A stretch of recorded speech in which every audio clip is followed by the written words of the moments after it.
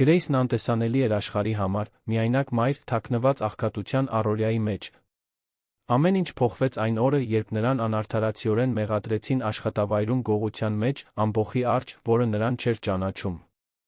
Բայց այդ հանրային նվաստացումից ծնվեց մի հնարավորություն, որը հավերժ կփոխեր նրա կյանքը։ Եթե այս պատմությունը ձեզ հետաքրքրեց, մի մոռացեք բաժանորդագրվել մեր ալիքին, ասեք մեզ, թե որ քաղաքից եք դուք մեզ դիտում, մենք շարունակում ենք։ Խոստանում եմ, որ սա կլինի լավագույն պատմությունը, որը դուք երբեք կլսեք ձեր կյանքում։ Զարթուցիչը զնգաց առավոտյան 5:30-ին, ինչպես ամեն օր։ Մարինեն դանդաղ բացեց աչքերը, զգալով բազմաթիվ անքուն գիշերներից կուտակված հոգնածության ծանրությունը։ Փոքրիկ սենյակը խորասուզված էր մթնշաղի մեջ, մաշված վարագույրի ճեղքից ներս էր խուժում լույսի մի շող, որն ազդարարում էր մեկ օրվա սկիզբը։ Նա խորը շունչ քաշեց նախքան վեր կենալը, ուղղելով նախորդ գիշեր հսպեշ արած թույլ խուրձը։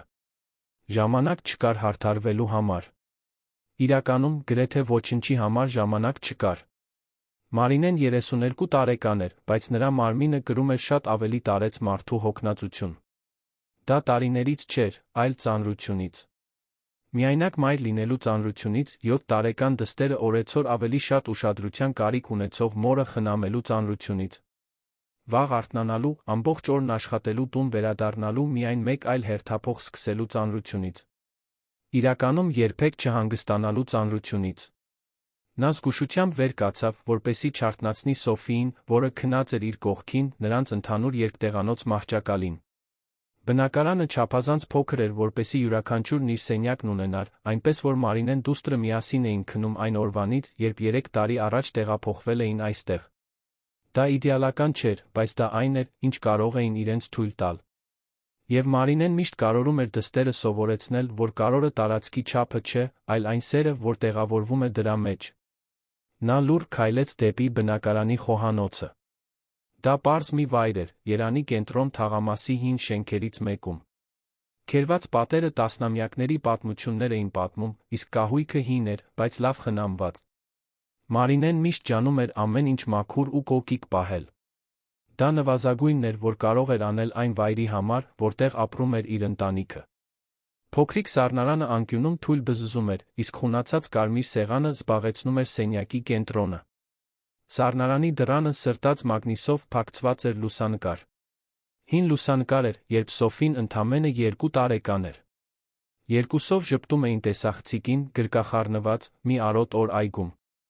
Մարինեն մի պահ նայեց այդ լուսանկարին, զգալով կարոտի մի խայթոց այն ժամանակների հանդեպ, որոնք ավելի պարզ էին թվում, թե երբեք էլ հեշտ չէին եղել։ Տիկին Կարինեն արդեն արթուն էր, նստած խոհանոցի սեղանի շուրջ, մի բաժակ սուրճը ձեռքին։ 68 տարեկանում նա դեռ կենդանի հայացք ուներ, չնայած մարմինն արդեն հոգնածության հստակ նշաններ էր ցույց տալիս։ Ամբողջ կյանքում աշխատել էր որպես բուժքրոջ օգնական Երանի պետական հիվանդանոցներում, խնամելով հիվանդներին, փոխելով վիրակապեր, մխիթարության խոսքեր ասելով ամենադժվար պահերին։ Դա արել էր ավելի քան 40 տարի, մինչ մի շարք առողջական խնդիրներ, այդ թվում ոտքերի սուր արթրոզը, անկառավարելի բարձր ճնշումը, ստիպեցին նրան թոշակի անցնել ավելի շուտ, քան կցանկանար։ Թոշակը համեստ էր, հազիվ էր բավականացնում տան ծախսերին օգնելու համար, բայց տիկին Կարինեն երբեք չէր բողոքում։ Նա ասում էր, որ բախտավոր է, որ կենդանի է, որ կարող է տեսնել թոռնուհու մեծանալը, որ գլխավերում տանիք ունի։ Մարինե, աղջիկս, լավ քնեցիր, հարցրեց տիկին Կարինեն, թե գիտեր պատասխանը։ Նա միշտ տալիս էր այս հարցը, ամեն առավոտ, որպես հոգատարության ծես։ Մարինեն թեթակի ժպտաց, այն ավտոմատ ժպիտով, որով ժպտում են, երբ չեն ուզում անհանգստացնել սիրելիներին։ Հոգնած, բայց անկեղծ ժպիտ էր։ Քնեցի, մամ։ Իսկ դուք այսօր ինչպես եք ձեզ զգում։ Ոտքերն ավելի լավ են։ Տիկին Կարինեն ուսերը թոթվեց, մի կում անելով իր պատրաստած թունդ սուրճից։ Նա երբեք շաքարով սուրճ չէր սիրում։ Ասում էր, որ դառնությունն իրեն արթուն է պահում, ուշադիր։ Նույնն է, ինչ միշտ, աղջիկս։ Ոտքերս մի քիչ ցավում են, բայց ոչ այնքան, որ չդիմանամ։ Ուզում ես նոր սուրճ պատրաստեմ։ Սա արդեն սառել է։ Պետք չէ, մամ։ Ես սառն էլ կխմեմ։ Պետք չէր այդքան շուտ արթնանալ։ Պետք է հանգստանայիք։ Ու թողնեի, որ առանց որևէ բան ուտելու տնից դուրս գաս։ Բացառվում է։ կարագով հաց եմ պատրաստել։ Այնտեղ է, սեղանին։ Բանան էլ կա։ Դու պետք է լավ սնվես, Մարինե։ Իմաստ չունի այդքան շատ աշխատել, եթե առողջությանդ չես հետում։ Մարինեն նստեց մոր կողքին, արագ կերավ։ Առատ նախաճաշ չէր, բայց սիրով էր պատրաստված։ Եվ դա, ինչ-որ կերպ, բավական էր։ Հացը տաք էր, հավանաբար տիկին Կարինեն տաքացրել էր թավայի մեջ, կարագը նրբորեն հալվում էր վրան։ Նրանք քիչ խոսեցին, պարզապես մի քանի խոսք փոխանակեցին սկսվող օրվա մասին։ Տիկին Կարինեն հարցրեց, թե Մարինեն կարծում է անձր կգա, որովհետև իր ծունկն ավելի շատ էր ցավում, քան սովորաբար, ինչը եղանակի փոփոխության նշան էր։ Մարինեն պատասխանեց, որ հեռախոսով տեսել է, որ եղանակն անկայուն է, գուցե ավելի լավ է, որ մայրն այդ օրը տնից դուրս չգա։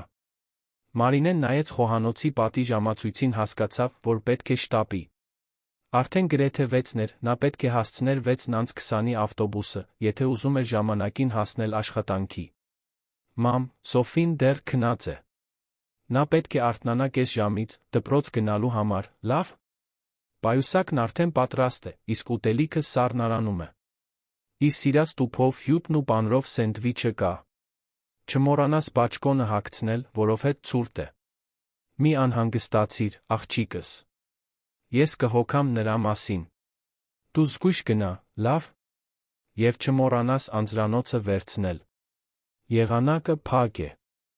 Այս օրերին Երանում եղանակը մի ժամում փոխվում է։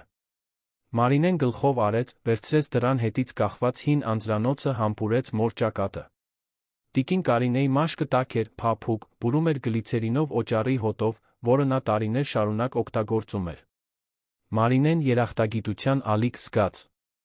Իր մայրը իր ժաերն էր, իր խարիսխը։ Առանց նրա չէր իմանա, թե ինչպես ամեն ինչ հասցնի։ Նա գնաց այն սենյակ, որը կիսում էր դստեր հետ։ Սոֆին հանգիստ քնած էր, դեմքը խաղաղ, թիթեռների նախշերով բարակ վերմակի տակ, որը Մարինեն գնել էր ամիսներ առաջ զեղչով։ Աղջկա շագանակագույն մազերը սփռված էին բարձին, այտերը վարդագույն էին, շուրթերը կիսաբաց։ Մարինեն հագվեց, համբուրեց դստեր ճակատը, կրծքում ցավ զգալով։ Կուզենար կարողանալ մնալ այնտեղ, այդ պահին, առանց աշխատանքի գնալու անհրաժեշտության։ Կուզենար տեսնել, թե ինչպես է դուստրն արթնանում, նրա հետ նախաճաշել, նրան դպրոց տանել, օրվա վերջում դիմավորել։ Կուզենար ներկա լինել Սոֆիի կյանքի յուրաքանչյուր պահին։ Բայց կյանքը թույլ չէր տալիս այդ շքեղությունները։ Կյանքը պահանջում էր, որ նա տնից դուրս գա, արը դեռ չծակած վերադառնա, երբ արդեն մութ է։ Ցտեսություն, սեր իմ։ Մայրիկը քեզ շատ է սիրում։ Շատ, շշնջաց Մարինեն նախքան սենյակից դուրս գալը, զգալով, որ արցունքները սպառնում են հոսել։ Նա վերցրեց իր մաշված պայուսակը, զգործվածքից մի պայուսակ, որն ավելի լավ օրեր էր տեսել, մեջը դրեց ծալած աշխատանքային համազգեստը, ընկերության կրծքանշանի հետ միասին, դուրս եկավ բնակարանից։ Շենքի միջանցքը լուռ էր, լուսավորված միայն առաստաղից կախված դեղնավուն լամպով։ Նրա քայլերն արձագանքում էին ցուրտ ցեմենտե հատակին։ Աստիճաններով իջնելիս Մարինեն հանդիպեց առավոտյան շրջայց կատարող դռնապանին, պարոն Հովսեփին, մոտ 50 տարեկան, միշտ բարեհամբույր մի մարդու։ Բարի լույս, տիկին Մարինե։ Այսօր էլի շուտ եք գնում աշխատանքի։ Ամեն օրն էլ շուտ է, պարոն Հովսեփ։ Ձեզ էլ բարի լույս։ Այսօր անձր է գալու, իմացեք։ Ավելի լավ է անձրանոցը վերցնեք։ Այս ամպերը կատակ չեն անում։ Արդեն վերցրել եմ, պարոն Հովսեփ։ Շնորհակալություն։ Նա հրեց շենքի երկաթե դարպասը, դուրս եկավ փողոց։ Օդը խոնավ էր ու սառը, բնորոշ երանյան ձմեռային առավոտվա համար։ Մարինեն բարակ բաճկոնը քաշեց ուսերին, սկսեց քայլել դեպի ավտոբուսի կանգառը, որը գտնվում էր 3 թաղամաս այն կողմ։ Փողոցները դեռ կիսադատարկ էին, միայն մի քանի մեքենա էր անցնում, 1-2 շտապող անցորդ քայլում էր գլխի կոր, պաշտպանվելով ցրտից։ Մայթի ծառերը ճոճվում էին քամուց, Մարինեն կարող էր տեսնել իր սեփական շունչը, որը սառը օդում սպիտակ ամպիկներ էր կազմում։ Ավտոբուսի կանգառում արդեն մի քանի մարդ սպասում էր։ Երկու կին ցածրաձայն զրուցում էին, հավանաբար գործընկերուհիներ։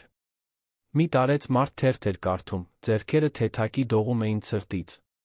Մի երիտասարդ աղջիկ հեռախոսն էր քրքրում, ականջակալները ականջներին։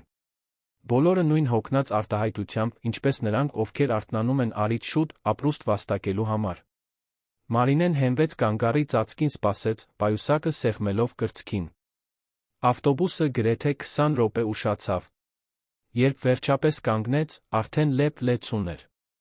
Մարինեն մտավ հետի դռնից, տրանսպորտային քարտն անցկացրեց սարքով տեղ փնտրեց, որտեղ կարողանար հավասարակշռությունը պահել։ Ազատ նստատեղեր չկային, ուստի նա բռնվեց երկաթե ձողից կանգնած մնաց, ճոճվելով ավտոբուսի շարժման հետ։ Ճանապարհը մինչ հյուսիսային պողոտա կտեր առնվազն 1 ժամ, կախված երթևեկությունից։ Ավտոբուսը շարժվում էր Մաշտոցի պողոտայով, Մարինեն պատուհանից կարող էր տեսնել տպավորիչ գործարար շենքերը, մոխրագույն երկինքն արտացոլող ապակե ճակատները, մարդաշատ դարձող մայթերը։ Նա ճակատը հենեց սառը ապակուն թույլ տվեց մտքերին թափառել։ Մտածեց դստեր մասին, պատկերացնելով, թե ինչպիսին կլինի նրա օրը դպրոցում։ Սոֆին խելացի, ուսումնասեր աղջիկ էր, միշտ լավ գնահատականներ էր բերում տուն։ Ուսուցչուհին վերջին ժողովին ասել էր, որ նա մաթեմատիկայի տաղանդ ունի, որ կարող է հեռուն գնալ, եթե հնարավորություններ ունենա։ Մարինեն ուզում էր այդ հնարավորությունները տալ դստերը։ Ուզում էր, որ Սոֆին սովորի, համալսարան ընդունվի, իրենից տարբեր կյանք ունենա։ Դրա համար էր այդքան շատ աշխատում։ Դրա համար էր ամեն օր վաղ արթնանում։ Դրա համար էր ամեն ինչին լուր դիմանում։ Մտածեց նա մոր մասին։ Տիկին Կարինեն վերջին ամիսներին արագ էր ծերանում։ Ոտքերի ցավերն ավելի էին ուժեղացել, նա դժվարությամբ էր տեղաշարժվում։ Մարինեն գիտեր, որ շուտով պետք է մտածի մեկին վարձելու մասին, որպեսզի օրվա ընթացքում խնամի մորը, բայց ինչպես։ Հազիվ էր հասցնում ամսվա հաշիվները վճարել։ Մաքրուհու աշխատավարձը վատ չէր, բայց նա բավարար չէր բոլոր ծախսերը հոգալու համար։ Վարձ, լույս, ջուր, գազ, սնունդ, մոր դեղերը, դստեր դպրոցական պարագաները։ Միշտ մի բան պակասում էր։ Աշխատավարձի վերջում միշտ ամիսն ավելանում էր։ Մարինեն հոգոց հանեց փորձեց հեռացնել ծանր մտքերը։ Իմաստ չուներ հիմա անհանգստանալ։ Պետք էր աշխատել, իր գործն անել, տուն վերադառնալ։ Օր-օրի վրա։ Այդպես էր նա կարողանում առաջ շարժվել։ Ավտոբուսը վերջապես հասավ նրա կանգառը, հյուսիսային պողոտայի մոտ։ Մարինեն իջավ քայլեց 2 թաղամաս, որ մնացել էր։ Այդ հատվածը միշտ ամենաանիրականն էր նրա համար։ Հանկարծ նա հայտնվեց միանգամայն այլ աշխարհում։ Բրենդային բուտիկներ, թանկարժեք դեկորի խանութներ, նրբաճաշակ ռեստորաններ, արվեստի պատկերասրահներ։ Մայթերը մաքուր էին, ծառապատ, իսկ փողոցում կայանված մեքենաները բոլորն էլ ներմուծված էին։ BMW-ներ, Mercedes-ներ, Porsche-ներ։ Մարինեն տեսավ մի կնոջ, որը դուրս էր գալիս հագուստի խանութից, տանելով մի քանի թղթե տոպրակներ ոսկեգույն լոգոտիպերով։ Նա մորթե վերարկու էր հագել, հսկայական արային ակնոցներ, հեռախոսով խոսում էր բարձր ու վստահ ձայնով։ Մարինեն հայացքը շեղեց շարունակեց քայլել։ Mason Level-ի աշխատակիցների մուտքը գտնվում էր շենքի հետնամասում, երկրորդական փողոցում։ Դա համեստ, առանց շքեղության դուռ էր, որտեղով մտնում էին բոլոր նրանք, ովքեր ստիպում էին խանութին աշխատել, բայց ում չպետք է տեսնեին հաճախորդները։ Մարինեն կրծքանշանն անցկացրեց էլեկտրոնային ընթերցիչով մտավ նեղ միջանցք, որը տանում էր դեպի հանդերձարաններ։ Միջանցքից ախտահանիչի հոտ էր գալիս, պատերը սպիտակ էին ներկված, լուսավորված ցածրաձայն բզզացող լյումինեսցենտային լամպերով։ Ներսում արդեն այլ աշխատակիցներ հագուստները փոխում էին։ Ռուզաննան, որը նույնպես մաքրության բաժնում էր աշխատում, Մարինեին ողջունեց գլխի շարժումով։ Յուլիան, որն աշխատում էր խոհանոցում, վերջացնում էր գոգնոցը կապելը։ Նրանք արագ ողջունեցին միմյանց, յուրաքանչյուրը կորած իր մտքերի ու հոգսերի մեջ։ Այնտեղ զրույցների համար շատ տեղ չկար։ Ժամանակը սուղ էր, բոլորը շատ գործ ունեին անելու։ Մարինեն բացեց իր համարով մետաղյա պահարանը, պայուսակը կախեց ներսի կեռիկից հանեց համազգեստը։ Դա բաց մոխրագույն համազգեստ էր, տաբատ բլուզ, կրծքին ասեղնագործված Mason Level-ի լոգոտիպով։ Նա արագ հագուստը փոխեց, մազերը ամուր ու բարձր խուրձ արեց, հագավ աշխատանքի համար նախատեսված հարմարավետ կոշիկները։ Իր հագուստը դրեց պահարանում, վերցրեց փոքրիկ բանալիով կախազարդը, փակեց ամեն ինչ։ Հանդերձարանների կողքի պահեստում գտնվում էին մաքրման սայլակները։ Մարինեն վերցրեց իրենը, որն արդեն հագեցած էր բոլոր անհրաժեշտ միջոցներով, լաթերով, ավելներով, գործիքներով։ Ստուգեց, թե արդյոք ամեն ինչ տեղն է, նախքան այն հրելը դեպի ծառայողական վերելակ։ Նրա հերթափոխը պաշտոնապես սկսվում էր առավոտյան 7-ին, նա միշտ ջանում էր դրանից առաջ պատրաստ լինել։ Ճշտապահությունը այն սակավ բաներից էր, որը կարող էր վերահսկել իր կյանքում։ Խանութը 3 հարկ ուներ։ Առաջին հարկը նվիրված էր օծանելիքին, կոսմետիկային, լայն ու լավ լուսավորված տարածք, ապակե վաճառասեղաններով, որտեղ ցուցադրված էին ներմուծված օծանելիքի սրվակներ, հայտնի ապրանքանիշերի դիմահարդարման պարագաներ, քսուկներ, լոսյոններ։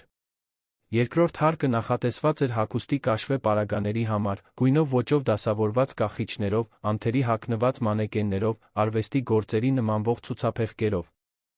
Երրորդ հարկն ամենաէքսկլյուզիվն էր՝ ոսկերչական իրեր, ժամացույցներ։ Այնտեղ էին գտնվում ամենաթանկարժեք իրերը, պահված անվտանգության համակարգով ցուցափեղկերում, սպասարկվում էին հատուկ վերապատրաստում անցած վաճառողուհիների կողմից։ Մարինեն միշտ սկսում էր առաջին հարկից։ Այնտեղ էր, որ շարժն ամենաշատն էր, որտեղ հաճախորդները մտնում ու դուրս էին գալիս անընդհատ, որտեղ կեղտը ավելի արագ էր կուտակվում։ Նա լաթով սրբում էր ապակե վաճառասեղանները, մաքրում հայելիները, դատարկում վաճառասեղանների հետում թաքնված համեստ աղբամանները, ավլում իտալական մարմարե հատակը։ Աշխատում էր լուռ, անտեսանելի անթերի հագնված վաճառողուհիների աչքերին, որոնք սկսում էին գալ, դիմահարդարված, օծանելիք քսած, մարզված ժպիտներով։ Ոչ ոք նրան չէր նայում։ Ոչ ոք նրան չէր ողջունում։ Նա պարզապես մեխանիզմից մեկ մասնիկ էր, որը ստիպում էր այդ վայրին աշխատել։ Պարզապես մեկ մարմին, որը շարժվում էր ստվերների միջով, մաքրելով այն, ինչ ուրիշները կեղտոտում էին, կարգի բերելով այն, ինչ ուրիշները խառնում էին։ Եվ ամեն ինչ կարգին էր։ Մարինեն սովորել էր անտեսանելիությանը։ Դա նույնիսկ հանգստացնող էր, ինչ-որ առումով։ Ոչ ոք նրանից ոչինչ չէր սպասում, բացի ամեն ինչ մաքուր պահելուց։ Ոչ ոք նրան չէր դատում։ Ոչ ոք նրան չէր տեսնում։ Նա կարող էր իր գործն անել գնալ, առանց շփվելու, առանց ժպտալու, առանց ծածնելու անհրաժեշտության։ Առավոտյան 9-ին խանութը բացեց իր դռները հաճախորդների առջ։ Մարինեն արդեն երկրորդ հարկում էր, կարգի բերելով այն, ինչ պետք էր անել, նախքան շարժի ավելանալը։ Նա մաքրեց հանդերձափոխման սենյակների հայելիները, փոշեկուլով մաքրեց գորգերը, ուղղեց թեթակի խառնված կախիչները։ Միշտ աշխատելով եզրերում, միշտ հեռու մնալով հաճախորդներից, վաճառողուհիներից։ Ժամը 10-ի սահմաններում Մարինեն բարձրացավ երրորդ հարկ։ Դա խանութում նրա սիրելի վայրն էր։ Այդ տարածքում ինչ-որ առանձնահատուկ բան կար։ Ոսկերչական իրերը փայլում էին ռազմավարականորեն տեղադրված լույսերի տակ, այնտեղ միշտ գրեթե ակնածալից լռություն էր տիրում։ Հաճախորդները ցածրաձայն էին խոսում, վաճառողուհիները շարժվում էին հաշվարկված նրբագեղությամբ, ամեն ինչ կարծես դանդաղեցված կադրերում էր ընթանում։ Կարծես ֆիլմի մեջ լինեիր։ Մարինեն լաթով սրբում էր ապակե վաճառասեղանները, դատարկում չժանգոտվող պողպատից փոքրիկ աղբամանները, զգուշորեն կարգի բերում այն, ինչ անհրաժեշտ էր։ Երրորդ հարկի վաճառողուհիները տարբերվում էին մյուս հարկերից։ Զարուհին, գլխավոր վաճառողուհին, մոտ 45 տարեկան կին էր, միշտ հագնված պատվերով կարված կոստյումներով, մազերը կատարյալ խուրձ արած, անթերի դիմահարդարմամբ։ Նա հաճախորդներին վերաբերվում էր հարգանքի իշխանության խառնուրդով, կարծես հստակ իմանար, թե որքան արժե յուրաքանչյուր մարդ, որ մտնում էր այդ հարկ։ Մարգարիտան, մյուս վաճառողուհին, ավելի երիտասարդ էր, գուցե 30 տարեկան, շիկահեր, բարձրահասակ, ամսագրից դուրս եկած թվացող ժպիտով։ Նա ավելի բարեհամբույր էր, քան Զարուհին, բայց նույնքան հեռու Մարինեի նման մարդկանցից։ Մարինեն վերջացնում էր մաքրելը վզնոցների ցուցափեղկի մոտ, երբ ճիչ լսեց։ Դա Զարուհու ձայնն էր, սովորաբար զուսպ, բայց հիմա բարձր ու տագնապալի։ Որտե՞ղ է։ Որտե՞ղ է վզնոցը։ Մարինեն անմիջապես դադարեցրեց իր գործը։ Նայեց Զարուհու ուղղությամբ, որը քրքրում էր գլխավոր վաճառասեղանի վրայի թավշե տուփերը, աճող հուսահատությամբ բացելով ու փակելով դարակները։ Մարգարիտան վայրկյանների ընթացքում միացավ նրան, նույնքան տագնապած, երկուսով փնտրելով վաճառասեղանի յուրաքանչյուր սանտիմետրը։ Համոզված ես, որ այստեղ ես դրել, հարցրեց Մարգարիտան լարված ձայնով, աչքերը լայն բացված։ Համոզված եմ։ Ես քիչ առաջ ցույց տվեցի հաճախորդին, նա ասաց, որ կմտածի, ես հետ դրեցի։ Ես համոզված եմ, պատասխանեց Զարուհին, ձայնն արդեն գրեթե ճիչի էր վերածվել։ Մարինեն մի քայլ հետ գնաց, փորձելով հեռու մնալ խառնաշփոթից։ Նրա բնազդն ասում էր, որ պետք է հեռանալ այնտեղից, իջնել մեկ այլ հարկ, նորից անտեսանելի դառնալ։ Բայց արդեն ուշ էր։ Զարուհին հայացքը բարձրացրեց վաճառասեղանից ուղիղ նայեց նրան։ Եվ այդ հայացքում Մարինեն տեսավ պարզ, ինչպես ցերեկվա լույսը, մեղադրանքը։ Դու այստեղ էիր, այնպես չէ՞։ Դու այստեղ էիր մաքրում, երբ ես սպասարկում էի հաճախորդին։ Մարինեն զգաց, որ սիրտը սկսեց արագ բաբախել, այնքան ուժեղ, որ թվում էր, թե բոլորը կարող են լսել։ Այո, այստեղ էի։ Բայց ես ոչինչ չեմ տեսել։ Ես ուղղակի այնտեղ անկյունում հատակն էի մաքրում։ Ես նույնիսկ վաճառասեղանին մոտ չեմ եկել։ Ոչինչ չես տեսել, կրկնեց Զարուհին, սարկաստիկ արամարանքով լի ձայնով։ Ինչպիսի հարմարավետություն։ Երդվում եմ, որ ոչինչ չեմ տեսել։ Ես ոչնչի ձեռք չեմ տվել, պնդեց Մարինեն, զգալով, թե ինչպես է կոկորդը սեղմվում։ Մարգարիտան արդեն ներքին հեռախոսով կանչում էր մենեջերին, նյարդային ձայնով։ 2 րոպե անց խանութի մենեջեր Վերոնիկան հայտնվեց երրորդ հարկում։ Նա բարձրահասակ, միջին տարիքի կին էր, միշտ անթերի հագնված բրենթային հագուստով, կարճ շիկահեր մազերով, ոսկեգույն շրջանակով ակնոցներով։ Նա ուներ մշտական խստության արտահայտություն, կարծես միշտ գնահատում էր շուրջ բոլորը բոլորին։ Ինչ է կատարվում այստեղ, հարցրեց Վերոնիկան, կտրուկ ձայնով, աչքերով սրելով տարածքը։ Զմրուխտե վզնոցն անհետացել է, Վերոնիկա։ Այն, որը 50 միլիոն դրամ արժե։ Ես կես ժամ առաջ այստեղ եմ դրել, իսկ հիմա չկա, բացատրեց Զարուհին, մատնացույց անելով դատարկ վաճառասեղանը, ձայնը դողում էր զայրույթից։ Վերոնիկան շուրջը նայեց։ Նրա աչքերն անցան ցուցափեղկերի, մարմարե հատակի, առաստաղի անկյուններում տեղադրված անվտանգության տեսախցիկների վրայով։ Եվ հետո կանգ առան Մարինեի վրա, որը դեռ մաքրելու լաթը ձեռքին էր պահում։ Իսկ դու այստեղ էիր, երբ դա տեղի ունեցավ։ Ես մաքրում էի, տիկին։ Բայց ես ոչնչի ձեռք չեմ տվել։ Ես վզնոցը չեմ տեսել։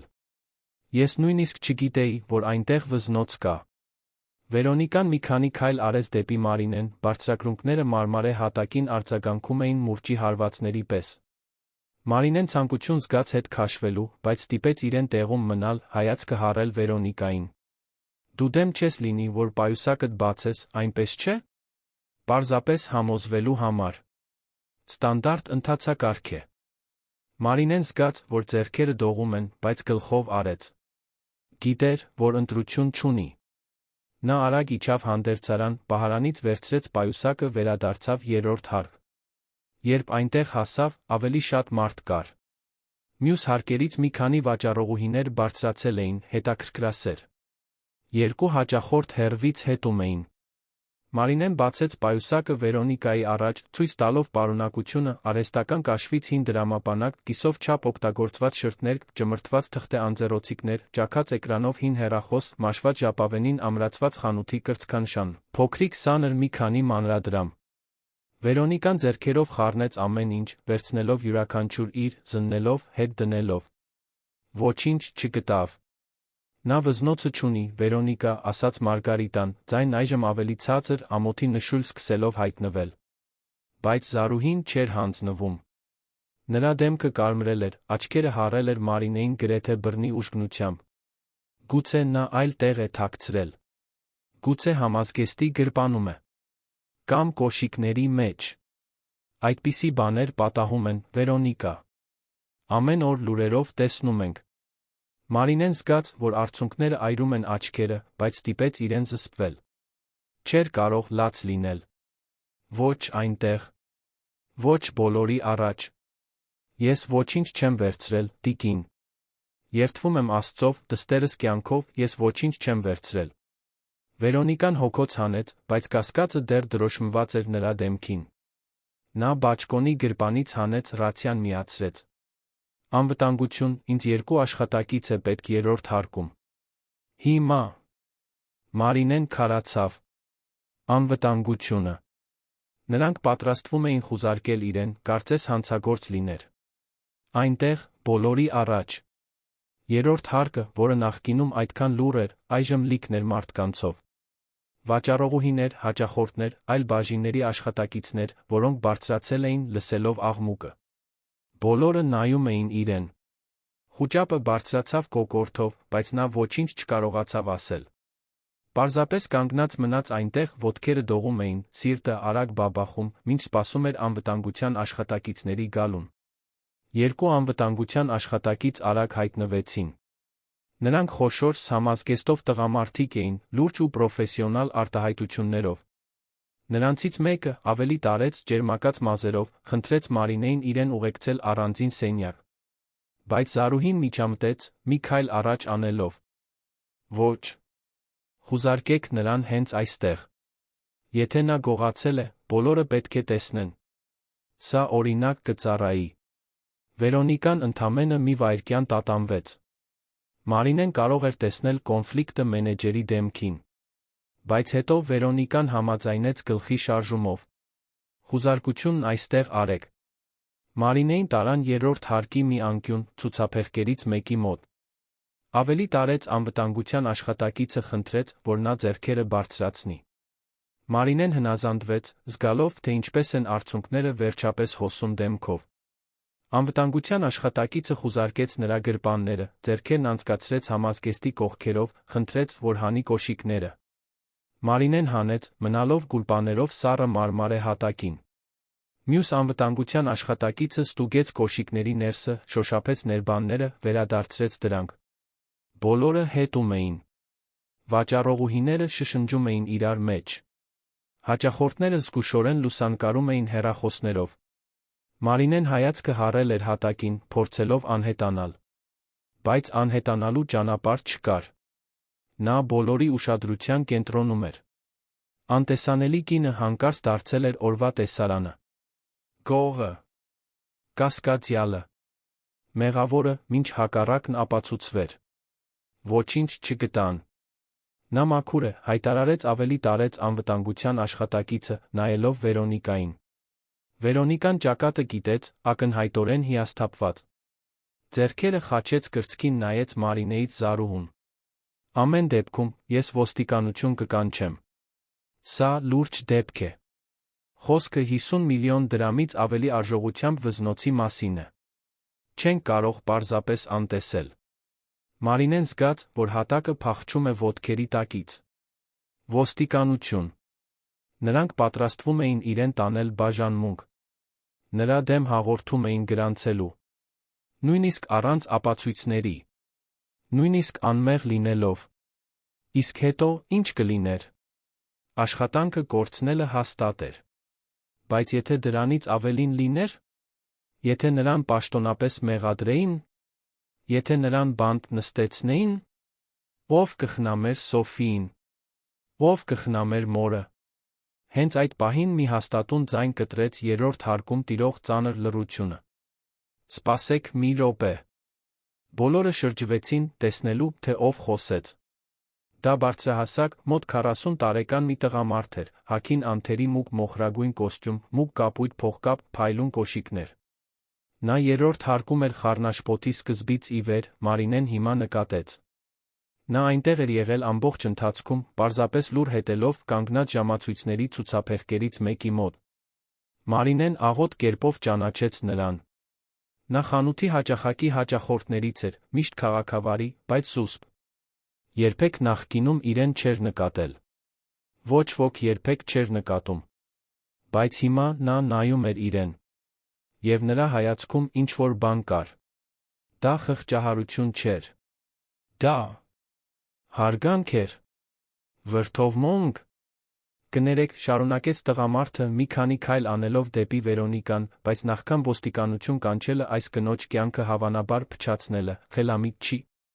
Լինի վերանայել անվտանգության տեսախցիկները։ Այս խանութը բոլոր հարկերում տեսախցիկներ ունի, այնպես չէ։ Վերոնիկան կարծես տատանվեց, կարծես մինչ այդ պահը դրա մասին չէր մտածել։ Կամ գուցե չէր ուզում մտածել։ Տեսախցիկները։ Դե, դրանք ծածկում են խանութի մեծ մասը, բայց ոչ միշտ են ֆիքսում բոլոր անկյունները։ Ապա ինչու չենք վերանայում նախքան այդքան լուրջ մեղադրանք ներկայացնելը, ընդհատեց տղամարդը, ուղիղ նայելով Վերոնիկային, ձայնը հանգիստ, բայց իշխող։ Ոչինչ չի արժենա ստուգելը։ Եվ կարող է այս կնոջը փրկել անարդարությունից։ Անհարմար լռություն տիրեց։ Վերոնիկան շուրջը նայեց, տեսնելով բոլորի հայացքները իր վրա հառած, սպասելով իր որոշմանը։ Նա գիտեր, որ տղամարդը ճիշտ էր։ Խորը հոգոց հանեց նորից վերցրեց ռացիան։ Կանչեք անվտանգության մենեջերին։ Ասացեք, որ ինձ պետք են երրորդ հարկի վերջին 2 ժամվա ձայնագրությունները։ Շտաբ։ Անվտանգության մենեջերը Կարլոս անունով միջին տարիքի մի տղամարդ հայտնվեց մոտ 10 րոպե անց պլանշետը ձեռքին։ Վերոնիկային, Զարուհուն, Մարգարիտային տեսախցիկները վերանայել խնդրած տղամարդուն Մարինեին տարան երրորդ հարկի հետնամասում գտնվող փոքրիկ վարչական սենյակ։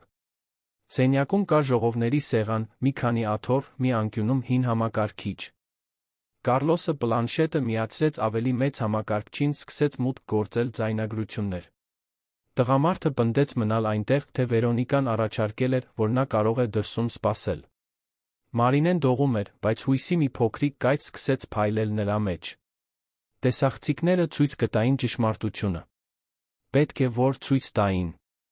Նրանք արագացված ռեժիմով անցան կադրերը, մինչ հասան այն պահին, երբ Զարուհին սպասարկում էր էլեգանտ հաճախորդուհու, մորթե վերարկուով մոտ 60 տարեկան մի կնոջ։ Տեսան, թե ինչպես Զարուհին բացեց հատուկ դարակը, որտեղ պահվում էին ամենաթանկարժեք իրերը։ Տեսան, թե ինչպես նա հանեց թավշե տուփ։ Տեսան, թե ինչպես նա բացեց տուփը, ցույց տվեց զմրուխտե վզնոցը հաճախորդուհուն, որը նրբորեն պահեց այն ձեռքերում, բարձրացրեց դեպի լույսը, զննեց յուրաքանչյուր քարը։ Տեսան, երբ հաճախորդուհին ինչ-որ բան ասաց, որը չկարողացան լսել, բայց արտահայտություններից դատելով, դա ինչ-որ բան էր, կմտածե մի նման։ Տեսան, երբ Զարուհին հետ վերցրեց վզնոցը, փորձեց դնել թավշե տուփի մեջ։ Եվ հետո տեսան, թե իրականում ինչ տեղի ունեցավ։ Վզնոցը մի ակնթարթ սահեց Զարուհու ձեռքերից։ Դա հենց նրա մեղքը չէր։ Թավշե տուփը վատ էր տեղադրված վաճառասեղանին, մի տեսակ ծուռ, երբ նա փորձեց վզնոցը դնել ներսը, այն սահեց կողքի վրա, ընկնելով վաճառասեղանի կողքով։ Դա հստակ երում էր կադրերում։ Վզնոցն ընկավ վաճառասեղանի կահույքի պատի միջ գոյություն ունեցող նեղ ճեղքի մեջ։ Նայեք այնտեղ, ասաց տղամարդը, մատով ցույց տալով էկրանը։ Վզնոցն ընկավ։ Այն խրված է վաճառասեղանի հետում։ Ոչ ոք ոչինչ չի գողացել։ Վերոնիկան գունատվեց։ Զարուհին երկու ձեռքը տարավ բերանին, աչքերը սարսափից լայն բացված։ Մարգարիտան երկար հոգոց հանեց։ Կարլոսը, անվտանգության մենեջերը, դադարեցրեց ձայնագրությունը, նայեց այնտեղ գտնվող բոլորին։ Մարինեն փակեց աչքերը, զգալով, թե ինչպես են արցունքները վերջապես հոսում անկառավարելի։ Հանգստության արցունքներ։ Զայրույթի։ Խորը նվաստացման։ Ամեն ինչ այնտեղ էր։ Իր անմեղության ապացույցը։ Բայց նա այն բանի ապացույցը, թե որքան արագ բոլորը դատեցին իրեն։ Որքան արագ բոլորը ենթադրեցին, որ ինքը անտեսանելի կինը, մաքրուհին, մեղավորն է։ Բոլորը լուռ վերադարձան երրորդ հարկ։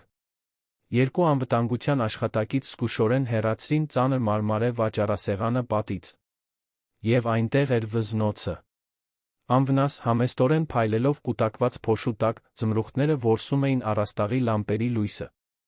Զարուհին դողացող ձեռքերով վերցրեց վզնոցը, սեղմեց կրծքին, կարծես կորած երեխա լիներ, որը վերջապես գտնվել է։ Վերոնիկան մոտեցավ Մարինեին, լարված, անհարմար դեմքով։ Նա մի քանի անգամ բերանը բացեց, նախքան կարողացավ խոսել։ Ցավում եմ թյուրիմացության համար։ Կարող եք վերադառնալ աշխատանքի։ Բայց Մարինեն գիտեր, որ այդքան պարզ չէր։ Վնասն արդեն հասցվել էր։ Այնտեղ գտնվող բոլորը տեսել էին։ Բոլորը նայել էին իրեն, կարծես գող լիներ։ Եվ նույնիսկ անմեղությունն ապացուցվելուց հետո, նույնիսկ տեսախցիկների ճշմարտությունը ցույց տալուց հետո, այդ ստվերը կմնար։ Մարդիկ կհիշեին այն օրը, երբ իրեն խուզարկեցին խանութի մեջտեղում։ Կհիշեին մեղադրանքները։ Կհիշեին կասկածը։ Անմեղությունը երբեք այնքան բարձր չի գոռում, որքան մեղադրանքը։ Տղամարդը, որը խնդրել էր վերանայել տեսախցիկները, մոտեցավ նրան։ Մարինեն դեռ նույնիսկ չգիտեր նրա անունը։ Նա բաճկոնի գրպանից հանեց այցեքարտ, մեկնեց նրան։ Ցավում եմ այն ամենի համար, ինչի միջով անցաք։ Այն, ինչ այսօր այստեղ տեղի ունեցավ, անարդարություն էր։ Եթե որե բանի կարիք ունենաք, իսկապես որե բանի, դիմեք ինձ։ Իմ անունը Ռաֆայել է։ Մարինեն վերցրեց քարտը առանց նայելու, պարզապես մրմնջալով գրեթե անլսելի շնորհակալություն։ Նա ուզում էր հեռանալ այնտեղից։ Ուզում էր անհետանալ։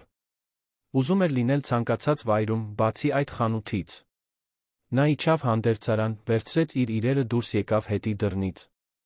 Ոչ ոքի նույնիսկ չհրաժեշտեց։ Պարզապես դուրս եկավ։ Եվ մինչ քայլում էր հյուսիսային պողոտայով, Ռաֆայելի քարտը սեղմած ձեռքում դեմքին չորացող արցունքներով, Մարինեն չգիտեր, որ դա ընդամենը սկիզբն էր։ Մի բանի սկիզբ, որը կփոխեր ամեն ինչ։ Մարինեն ուղիղ տուն չվերադարձավ։ Չէր կարող։ Բնակարան հասնելու, մոր դեմքը տեսնելու, բացատրելու, թե ինչ է պատահել, գաղափարը չափազանց ծանր էր այդ պահին տանելու համար։ Փոխարենը նա անպատակ թափառում էր հյուսիսային պողոտայի փողոցներով, պայուսակը սեղմելով կրծքին, աչքերը դեռ կարմրած լացից։ Կեսօր էր, արը վերջապես ճեղքել էր առավոտյան մոխրագույն ամպերը։ Մայթերը լի էին էլեգանտ մարդկանցով, որոնք մտնում ու դուրս էին գալիս ռեստորաններից, խանութներից, գեղեցկության սրահներից։ Մարինեն անցավ մի ցուցափեղկի մոտով, տեսավ իր արտացոլանքը։ Խառն աշփոթի մեջ էր։ Դեմքն ուռած, համազգեստը, ջմրթված, մազերը դուրս էին պրծել խուրձից։ Նա հենց այն տեսքն ուներ, ինչ իրականում էր։ Կոտրված կին։ Նա նստեց մի այգու նստարանին, երկու գործարար շենքերի մեջ գտնվող փոքրիկ կանաչապատ տարածքում։ Այնտեղ քիչ մարդ կար։ Մի տարեց մարդ աղավնիներ էր կերակրում։ Մի երիտասարդ կին հեռախոսով խոսում էր, բարձր ծիծաղելով։ Մարինեն պայուսակից հանեց հեռախոսը, նայեց էկրանին։ 3 բաց թողնված զանգ տիկին Կարինեից։ Նա հոգոց հանեց։ Պետք է հետ զանգեր, պետք է ինչ-որ պատրվակ հորիներ, բացատրելու, թե ինչու է զանգել աշխատանքային ժամի կեսին։ Չէր կարող ճշմարտությունը պատմել։ Չէր կարող մորն ավելի շատ անհանգստացնել։ Հավաքեց տան համարը։ Տիկին Կարինեն պատասխանեց երկրորդ զանգին։ Մարինե։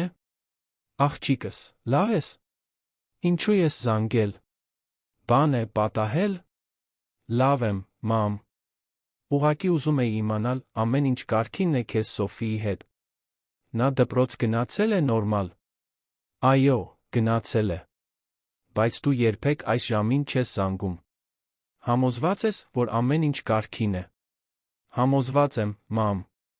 Ուղղակի ձեր մասին էի մտածում։ Հիմա պետք է վերադառնամ աշխատանքի։ Երեկոյան կխոսենք, լավ։ Լավ, աղջիկս։ Զգույշ կլինես։ Մարինեն անջատեց հեռախոսը, մնաց նայելով էկրանին։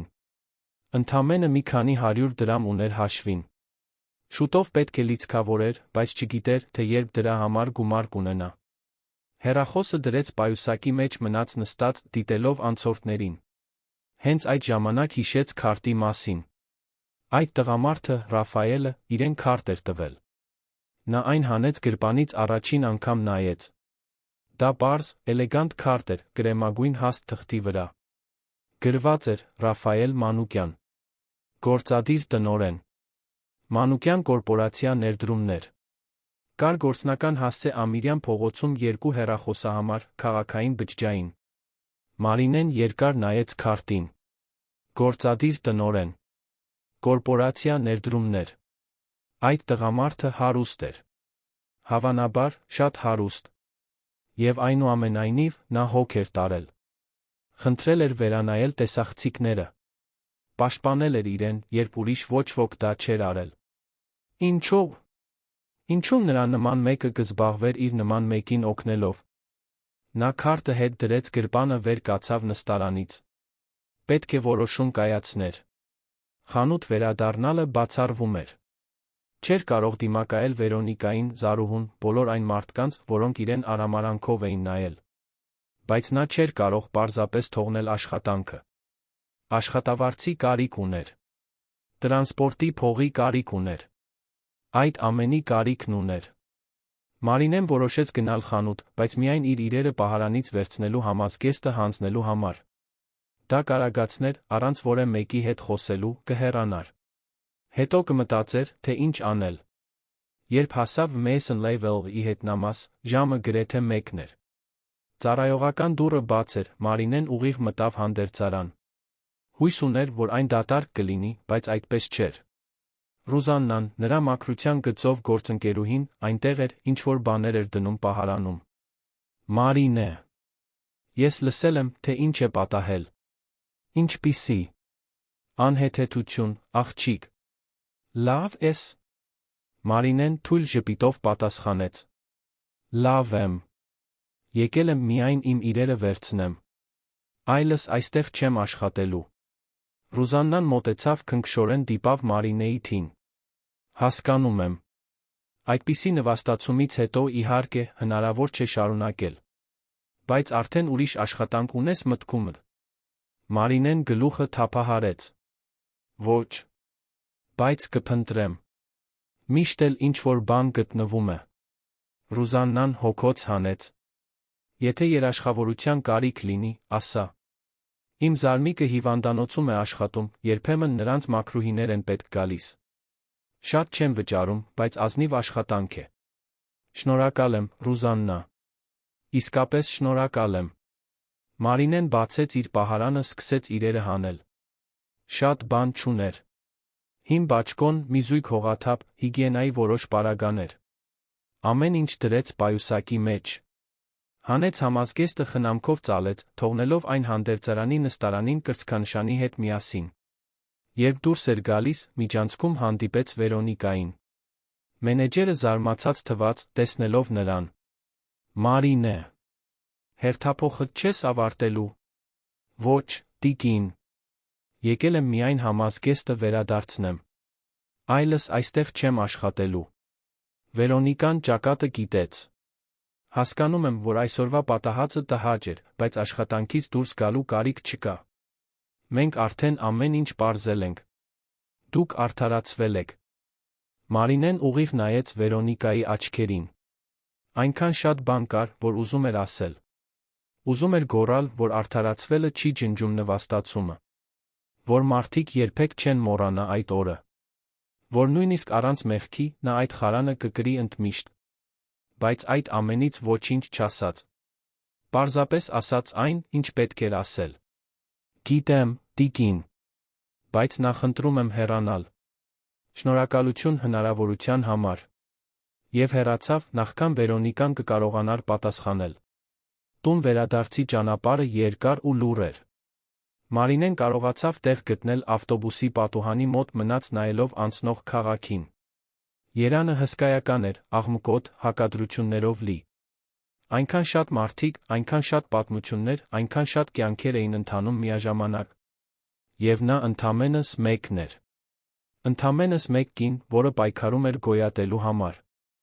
Նա տուն հասավ ժամը 3-ի սահմաններում։ Տիկին Կարինեն հյուրասենյակում էր, հին հեռուստացույցով ցերեկային սերիալներ դիտում։ Նա անմիջապես անջատեց այն, երբ տեսավ դստեր մտնելը։ Մարինե, այս ժամին ինչ ես անում այստեղ։ Վատ ես զգում։ Մարինեն նստեց մոր կողքին մաշված բազմոցին, վերջապես թույլ տվեց արցունքներին հոսել։ Տիկին Կարինեն գրկեց նրան, առանց հարցեր տալու, պարզապես առաջարկելով իր ներկայության մխիթարությունը։ Ինձ աշխատանքից հանեցին, մամ։ Դե, ոչ ճիշտ այդպես։ Ես դուրս եկա։ Բայց դա մի սարսափելի բանի պատճառով էր, որ տեղի ունեցավ։ Եվ Մարինեն պատմեց ամեն ինչ։ Վզնոցի մեղադրանքների, բոլորի առաջ խուզարկության, տեսախցիկների մասին, որոնք շատ ուշ ապացուցեցին իր անմեղությունը։ Տիկին Կարինեն լուռ լսեց ամեն ինչ, շոյելով դստեր մազերը։ Աղջիկս։ Սիրելի աղջիկս։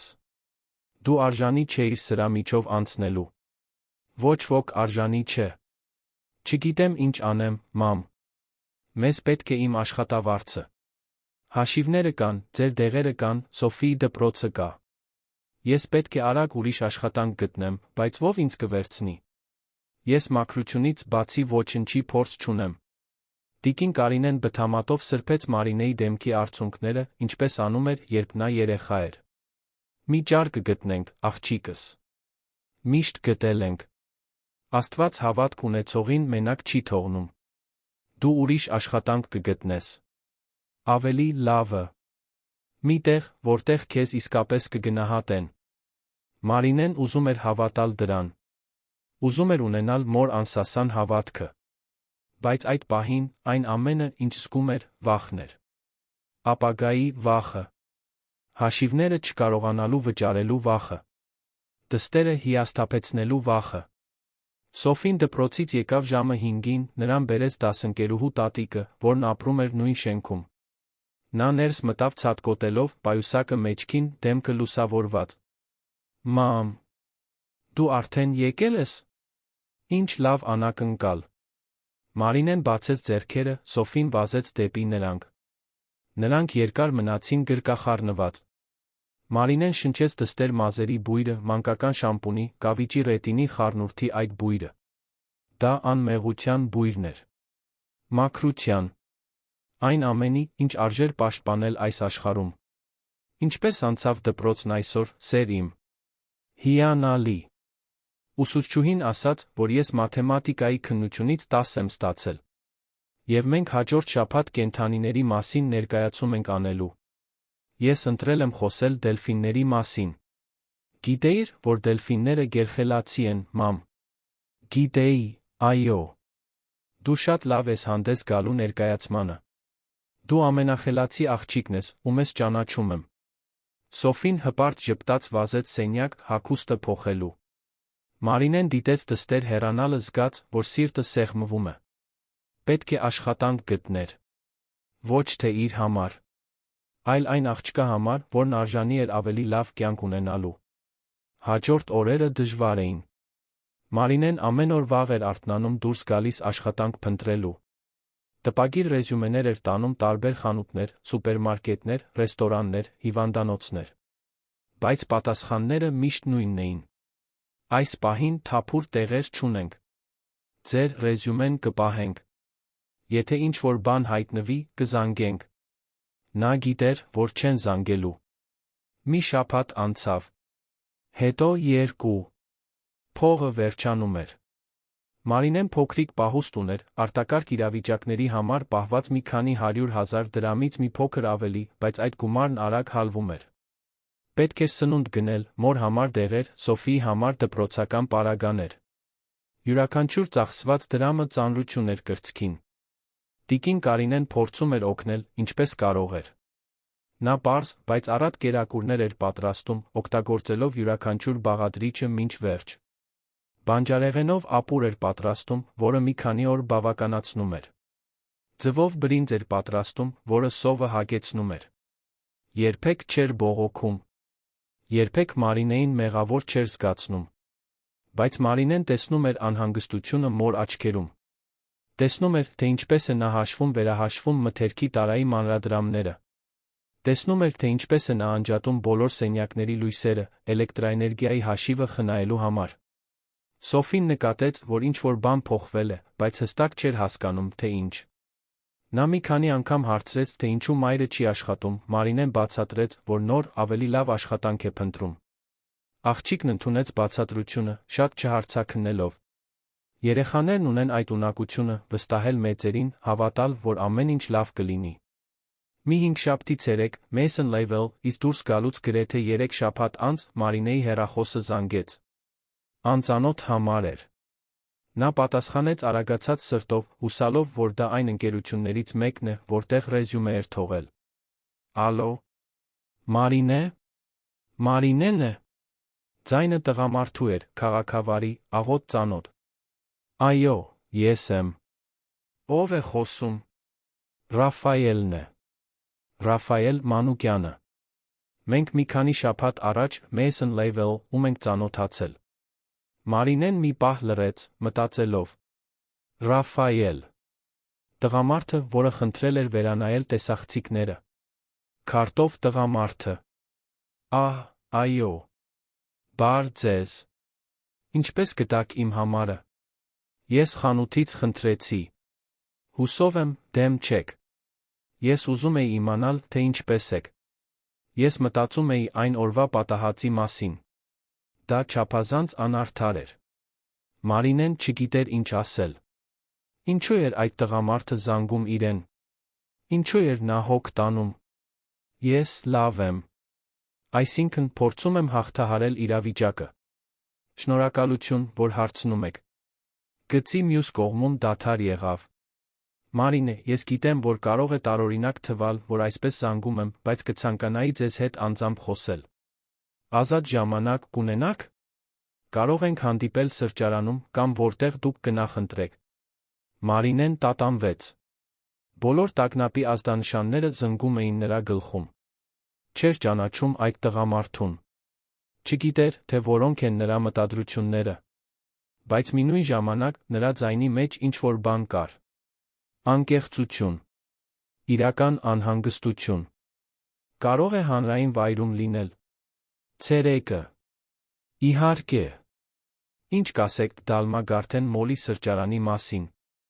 Վաղը, ժամը 2-ի սահմաններում։ Ձեզ համար հեշտ կլինի հասնել։ Մարինեն արագ մտածեց։ Տրանսպորտի համար փող էր պետք, բայց դեռ մի քանի 100 դրամ ուներ տրանսպորտային քարտի վրա։ Լավ։ Ես այնտեղ կլինեմ։ Հիանալի։ Ապա մինչ վաղը։ Եվ Մարինե։ Շնորհակալություն, որ համաձայնեցիք։ Նա անջատեց հեռախոսը, սիրտը ուժգին բաբախելով։ Ինչ էր նա հենց նոր արել։ Ինչու էր համաձայնել հանդիպել այդ տղամարդուն։ Բայց մինույն ժամանակ նրա մի մասը հետաքրքրված էր։ Իսկ մյուս մասը՝ հուսահատ։ Եթե նա ինչ-որ բան ուներ առաջարկելու, ինչ-որ հնարավորություն, նա պետք է լսեր։ Այդ գիշեր Մարինեն գրեթե չքնեց։ Պառկած է Սոֆիի կողքին, նայելով առաստաղին, մտածելով բոլոր հնարավորությունների մասին։ Ինչ էր ուզում Ռաֆայելը։ Ինչու էր նա ջանք թափել իրեն գտնելու համար։ Արդյոք դա աշխատանքի առաջարկ էր։ Թե ինչ-որ այլ բան։ Հաջորդ առավոտ Մարինեն ընտրեց իր ունեցած լավագույն հագուստը։ Հատուկ բան չէր, պարզապես մուգ ջինսե տաբատ մուգ կապույտ բլուզ, բայց մաքուր էր լավ արդուկված։ Մազերը պարզ պոչ արեց, մի քիչ շրթներ քսեց։ Նայեց հայելու մեջ տեսավ հոգնած, բայց արժանապատիվ կնոջ։ Դա առավելագույնն էր, որ կարող էր անել։ Տնից դուրս եկավ 12:30-ին, մորն ասելով, որ գնում է հնարավոր գործատուի հետ հանդիպման։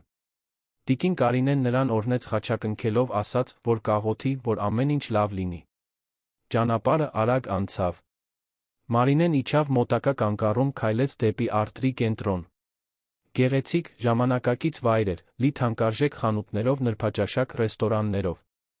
Նա իրեն օտար զգաց այնտեղ, բայց ստիպեց իրեն առաջ շարժվել։ Սրճարանը հեշտությամբ գտավ։ Լայնր վայր էր, փայտե սեղաններով, հարմարավետ աթոռներով։ Ռաֆայելն արդեն այնտեղ էր, նստած անկյունի սեղանի մոտ, պատուհանի կողքին։ Նա վեր կացավ, հենց որ տեսավ իրեն մտնելիս։ Մարինե։ Ինչ լավ է, որ եկաք։ Խնդրեմ, նստեք։ Մարինեն նստեց, նյարդային ձեռքերը ծնկներին։ Ռաֆայելը 2 սուրճ պատվիրեց, սպասեց, մինչ դրանք մատուցվեն, նախքան խոսք սկսելը։ Ես գիտեմ, որ դուք երազարմանում եք, թե ինչու եմ զանգել։ Ինչու եմ խնդրել հանդիպել։ Ճշմարտությունն այն է, որ չկարողացա դադարել մտածել այն օրվա պատահածի մասին։ Այն ձը, որով ձեզ հետ վարվեցին, անընդունելի էր։ Եվ ես ինձ պատասխատու զգացի, որ ավելի շուտ չմիջամտեցի։ Դուք ոչ մի բանում մեղավոր չեք։ Դուք միակ մարդն էիք, որ ինձ պաշտպանեց։ Ռաֆայելը գլուխը թափահարեց։ Ես պետք է ավելին անեի։ Եվ դրա համար եմ այստեղ։ Ուզում եմ ձեզ հնարավորություն առաջարկել։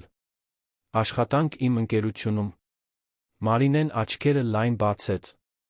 Չէր կարող ճիշտ լսած լինել։ Աշխատանք։ Ձեր ընկերությունում։ Բայց ես որակավորում չունեմ կորպորացիայում աշխատելու համար։ Ես միայն մաքրել գիտեմ։ Ռաֆայելը բարեհամբույր ժպտաց։ Բոլորն ունեն հմտություններ, Մարինե։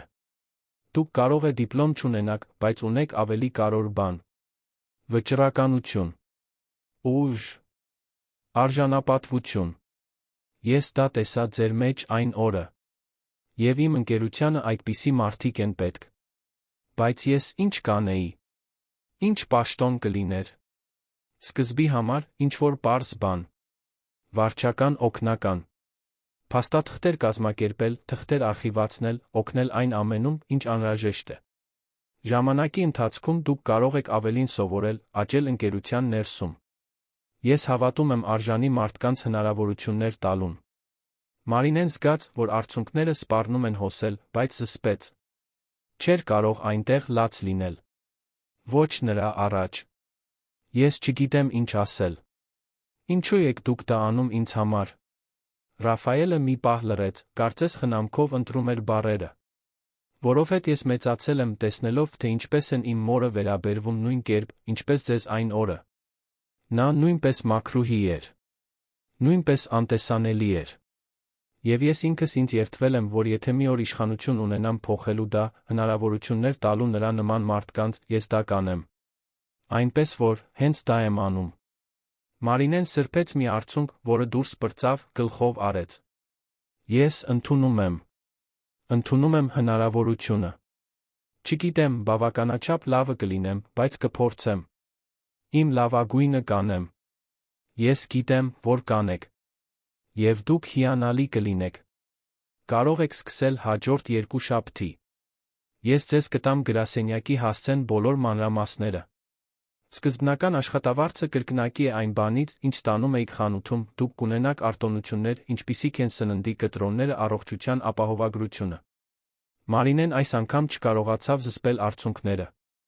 Լացեց այնտեղ սրճարանում այն տղամարդու առաջ, ում հազիվ էր ճանաչում, բայց որը փոխում էր իր կյանքը։ Ռաֆայելը անհարմար չթվաց։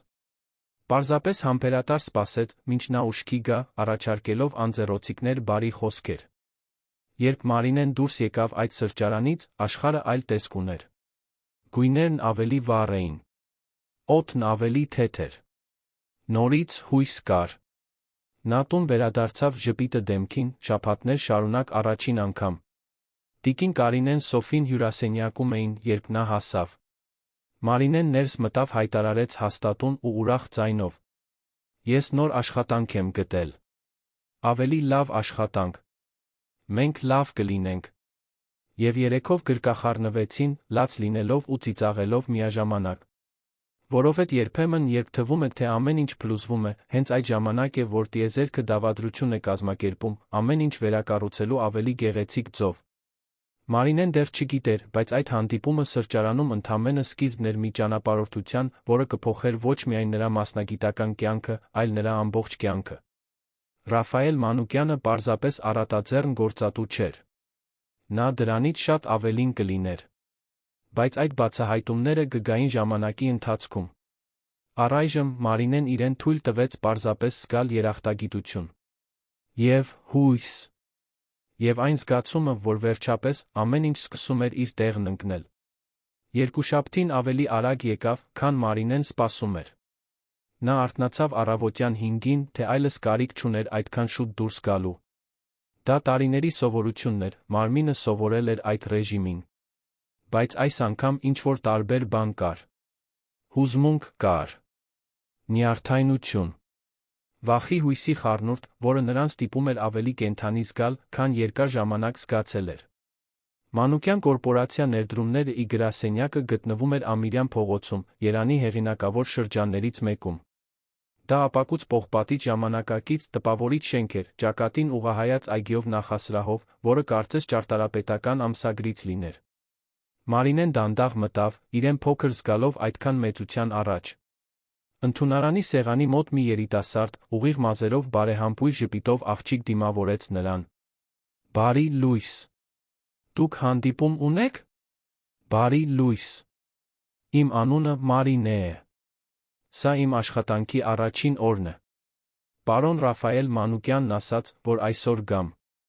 Ընդունարանի աշխատակցուհին ինչ-որ բան ստուգեց համակարգչում գլխով արեց։ Ահ, այո։ Մարինեն, որը պետք է աշխատի վարչական բաժնում։ Բարի գալուստ։ Ես կտեղեկացնեմ պարոն Ռաֆայելին, որ դուք եկել եք։ Խնդրեմ, նստեք այնտեղ։ Նա հիմա կգա ձեզ տանելու։ Մարինեն նստեց նախասրահի կաշվե բազմոցներից մեկին։ Այնտեղ ամեն ինչ մաքուր էր, կոկիկ, նարդոսի թեթ բույրով։ Պատերին ժամանակակից նկարներ կային, իսկ անկյուններում փարթամ բույսերով ծաղկամաններ։ Դա այնքան տարբեր էր ցանկացած վայրից, որտեղ նա նախկինում աշխատել էր։ Ռաֆայելը հայտնվեց մի քանի րոպե անց։ Նա հագել էր բաց մոխրագույն կոստյում, անկեղծորեն ժպտում էր։ Մարինեն արագ վեր կացավ, նյարդայնորեն ուղղելով հագուստը։ Մարինե,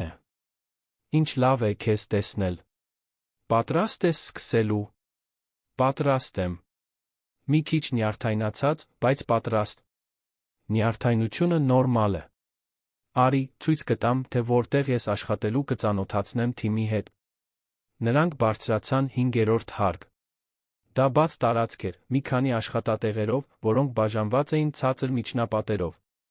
Շատ մարդիկ կային, բոլորը լավ հագնված, աշխատում էին համակարգիչներով, խոսում հեռախոսով, շարժվում մի կողմից մյուսը, թղթապանակներով, պապկաներով ձեռքներին։ Մթնոլորտը պրոֆեսիոնալ էր, բայց միևնույն ժամանակ ուներ ջերմ էներգիա։ Ռաֆայելը նրան տարավ մի փոքր սեղանի մոտ, քաղաքի տեսարանով պատուհանի կողքին։ Սեղանի վրա կար նոր համակարգիչ, հեռախոս, գրասենյակային պարագաներ, դասավորված սկուտեղի վրա, նրա անունով կրծքանշան։ Սա քո տեղն է։ Դու ուղղակիորեն կաշխատես Բեատրիսի հետ, որը վարչական բաժնի ղեկավարն է։ Նա քեզ կսովորեցնի այն ամենը, ինչ դու պետք է իմանաս։ Ահ, սա քո կրծքանշանն է։ Լավ պահիր, այն քեզ պետք կգա ամեն օր շենք մտնելու համար։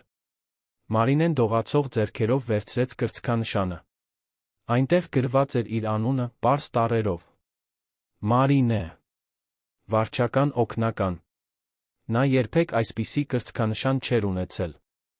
Միշտ պարզապես թիվ էր, անանուն ներկայություն։ Բայց հիմա նա անուն ուներ։ Պաշտոն։ Տեղ։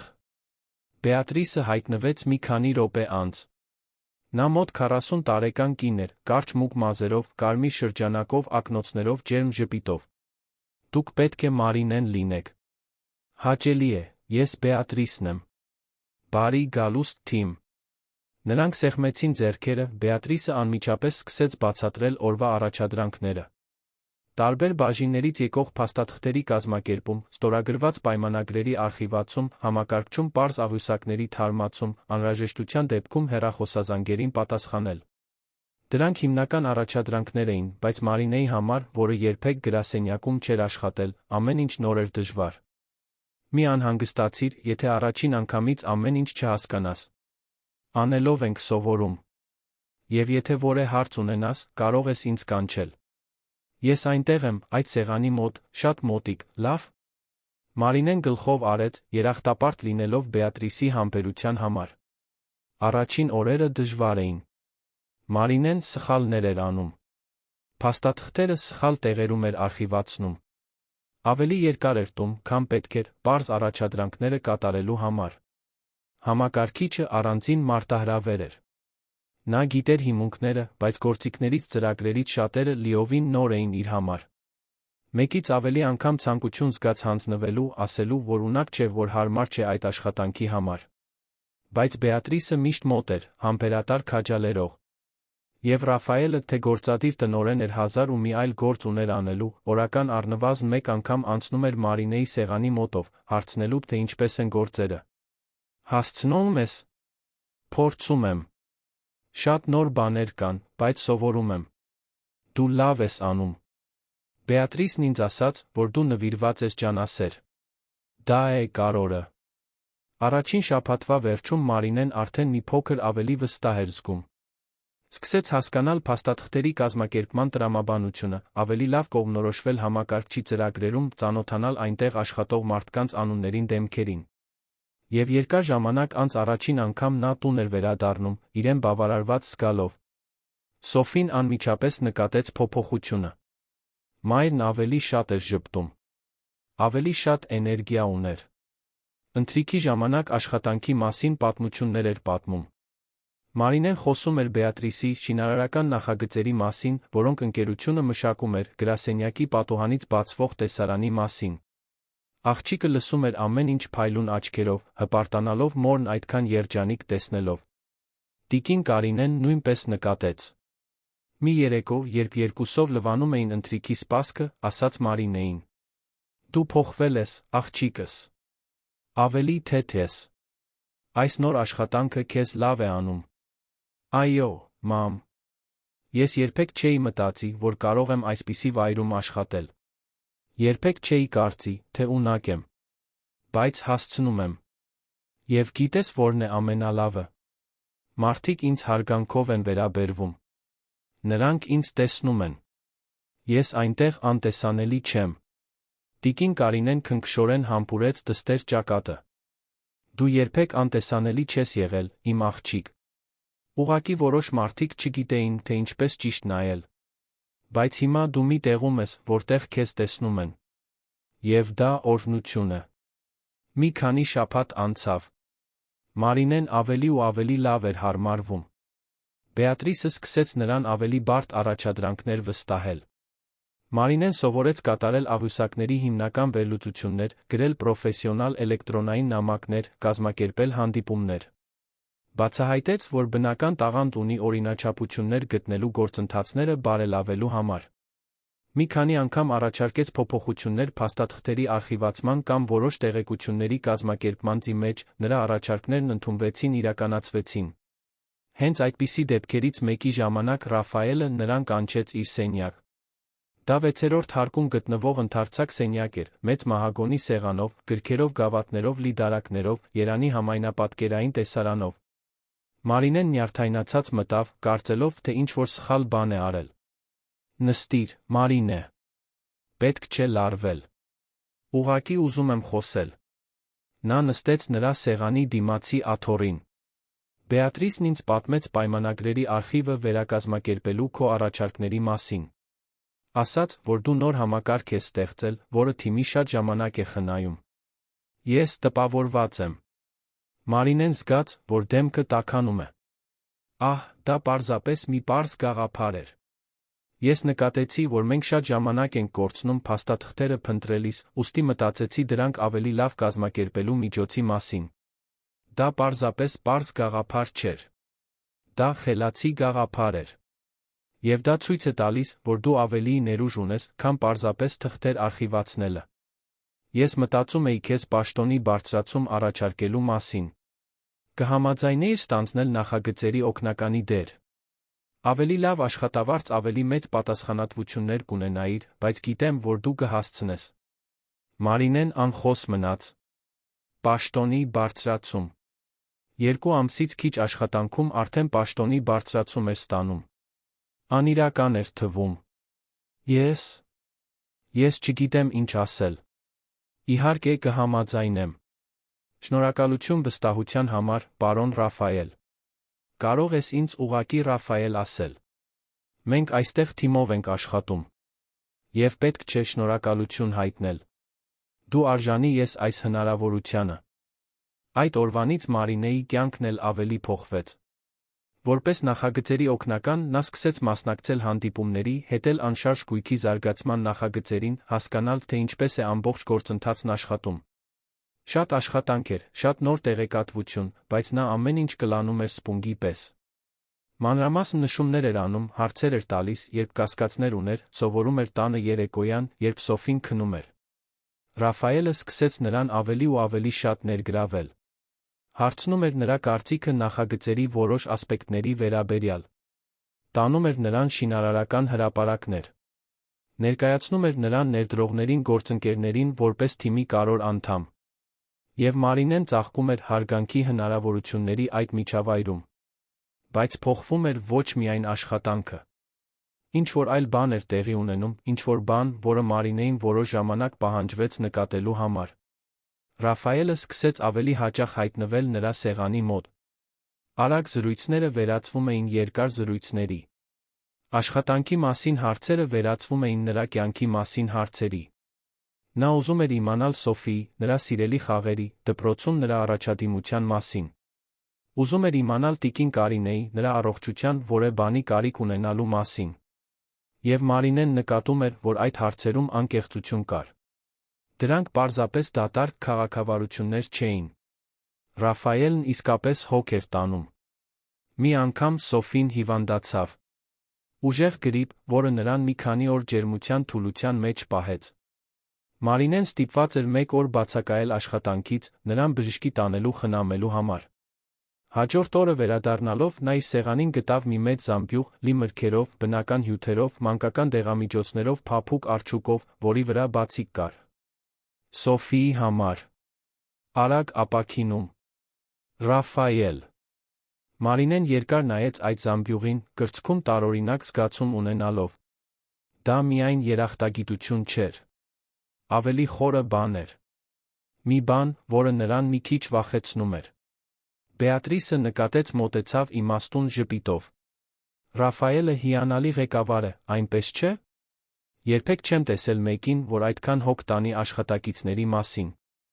Նա առանձնահատուկ է։ Այո, այդպես է։ Նա շատ բարի է։ Բեատրիսը նշանակալից կերպով նայեց Մարինեին։ Կարծում եմ, դա միայն բարություն չէ, Մարինե։ Ցանկացած մարդ կարող է տեսնել։ Մարինեն ձացրեց, թե չի հասկանում, թե ինչ էր ակնարկում Բեատրիսը, բայց խորքում նա արդեն որոշ ժամանակ առաջ նկատել էր։ Այն ձը, որով Ռաֆայելը նայում էր իրեն։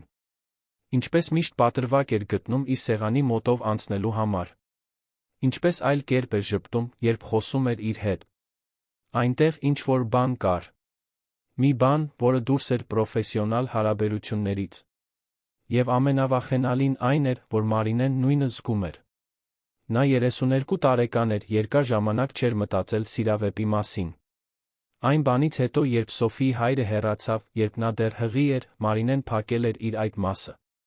Պատեր էր կառուցել սրտի շուրջ, որոշելով, որ ժամանակ կամ էներգիա չունի սիրահարվելու համար։ Նրա առաջնահերթությունը դուստրն ու մայրն էին։ Այլ բանի համար տեղ չկար։ Բայց Ռաֆայելը քանդում էր այդ պատերը, աղյուս առ աղյուս, նույնիսկ չփորձելով։ Պարզապես լինելով ինքը։ Բարի, ուշադիր, հարգալից։ Եվ Մարինեն սկսում էր զգալ բաներ, որոնք տարիներ շարունակ չէր զգացել։ Սիրտը արագանում էր, երբ նա սենյակ էր մտնում։ Ավտոմատ ժպիտը, որը հայտնվում էր նրա դեմքին, երբ լսում էր նրա ձայնը։ Մտքերը, որոնք ամենաանսպասելի պահերին թափառում էին դեպի նա։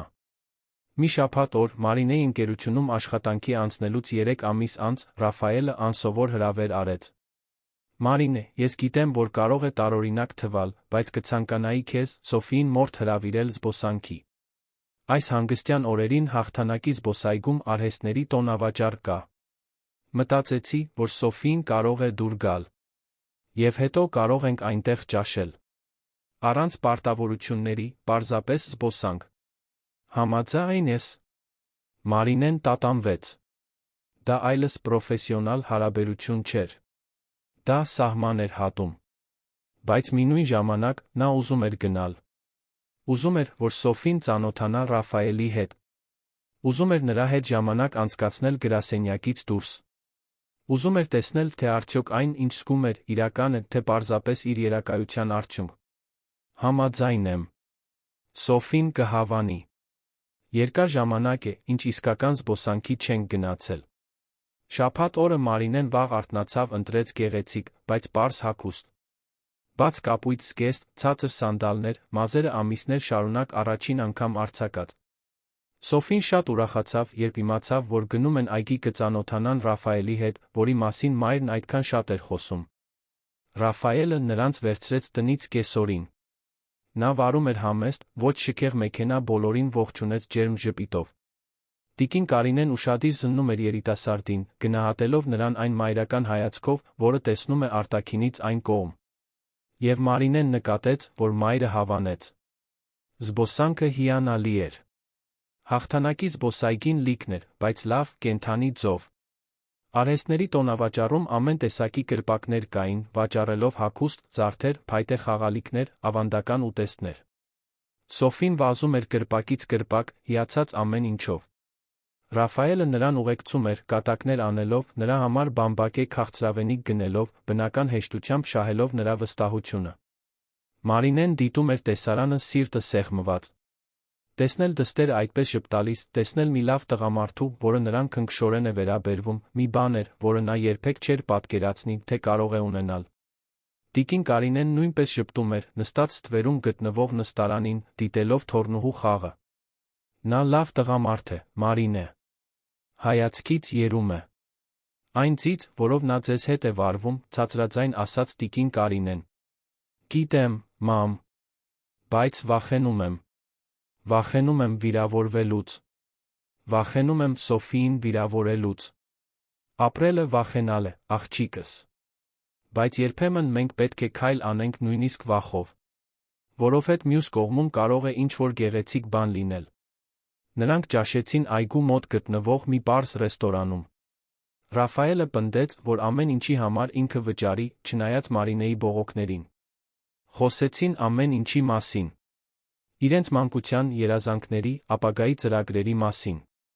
Ռաֆայելը խոսեց, թե ինչպես է զրոյից կառուցել ընկերությունը, ինչ դժվարությունների է հանդիպել, որքան կարող է իր համար մարդկանց կյանքում փոփոխություն մտցնելը։ Մարինեն խոսեց Սոֆիի, երիտասարդ մայր լինելու, դրա հետ եկող զոհողությունների ուրախությունների մասին։ Եվ ինչ-որ պահի, երբ խոսում էին, նրանց ձեռքերը հանդիպեցին սեղանի վրա։ Սկզբում պատահական հպում էր, բայց հետո մատները միահյուսվեցին, բնականորեն, կարծես միշտ իրար էին պատկանել։ Սոֆին ոչինչ բաց չթողեց։ Նա նայեց միահյուսված մատներին ժպտաց, բայց ոչինչ չասաց։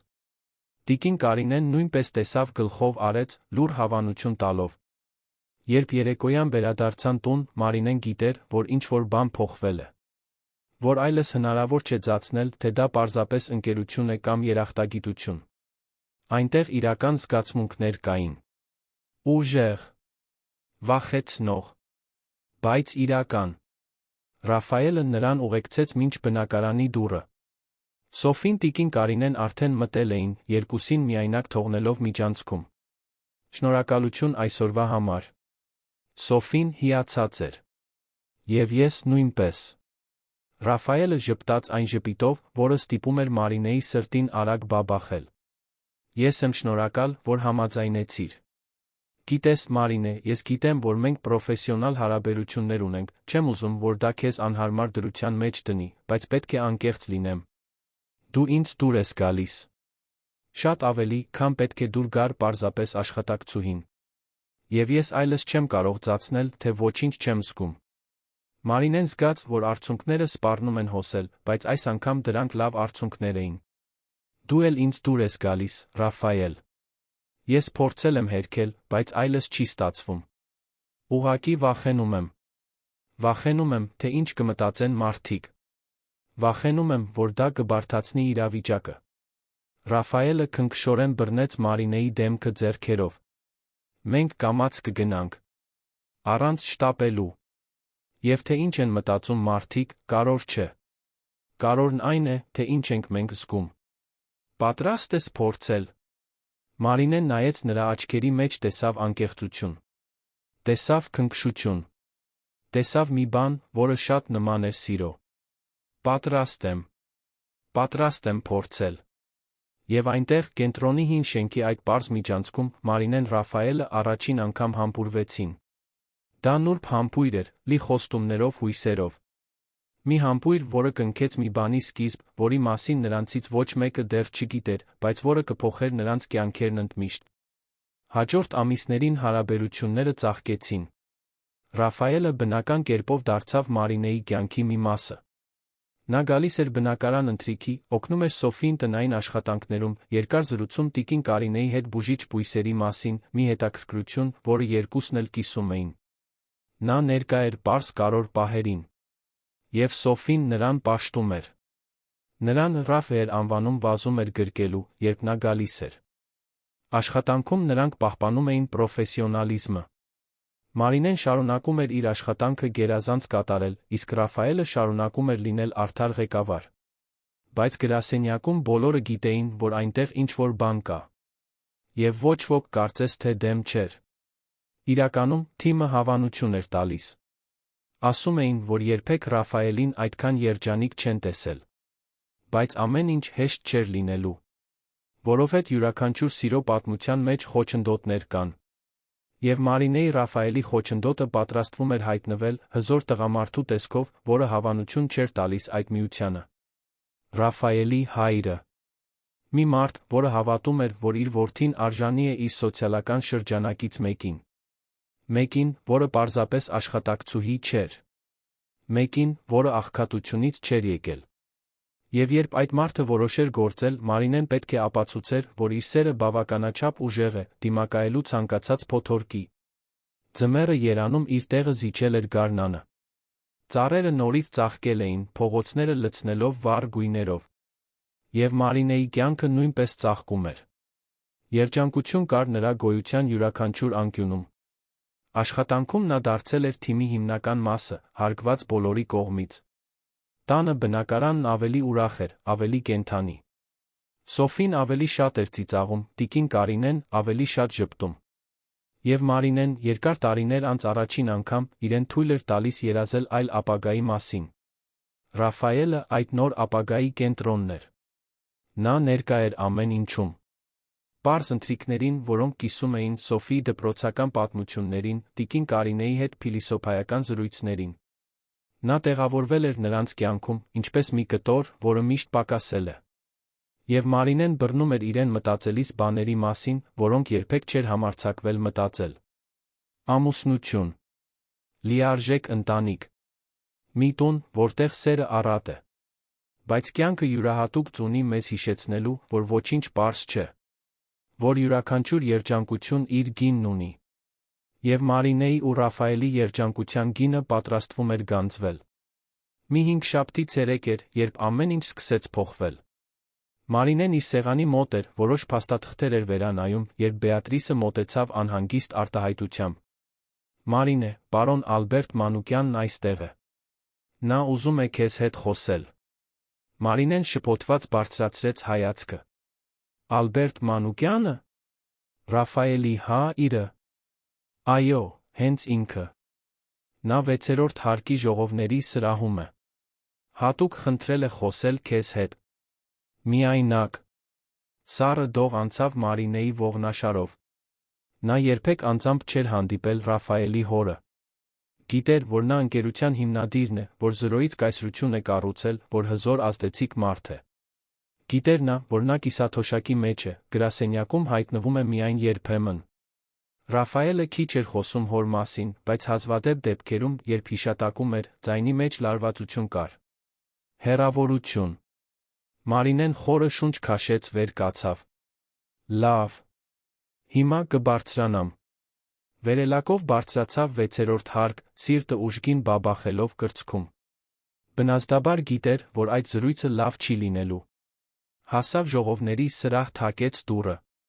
Խիստ իշխող ձայն պատասխանեց. Ներս մտեք։ Մարինեն բացեց դուռը, հանդիպեց մոտ 70 տարեկան, բարձրահասակ, լայնաթիկունք, հետ սանրված ճերմակ մազերով, ոսկեգույն շրջանակով ակնոցներով մի տղամարդու։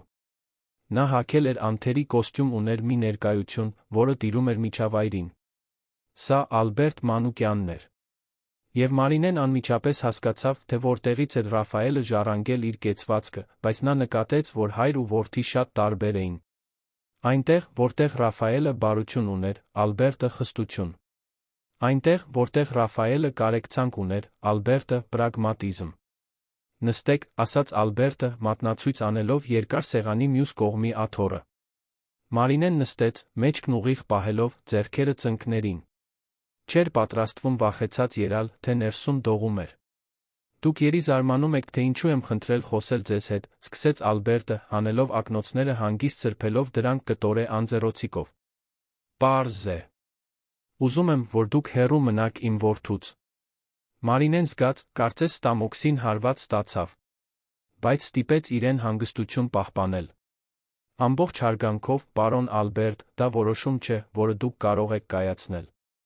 Դա իմ Ռաֆայելի որոշումն է։ Ալբերտը ակնոցները հետ դրեց, ուղիղ նայեց նրան։ Հաշվարկող, սառը հայացք էր։ Անկեղծ կլինեմ ձեզ հետ, Մարինե։ Դուք աշխատասեր, նվիրված կին եք թվում։ Իմ որդին պատմել է ինձ ձեր ձեռքբերումների մասին այստեղ, ընկերությունում։ Եվ ես հիանում եմ դրանով։ Բայց հիանալը չի նշանակում հավանություն տալ։ Իմ որդին կայսրության ժառանգորդ է։ Նրան պետք է իրեն համապատասխան մեկը։ Նույն սոցիալական դասից, նույն կրթությամբ, նույն կապերով մեկը։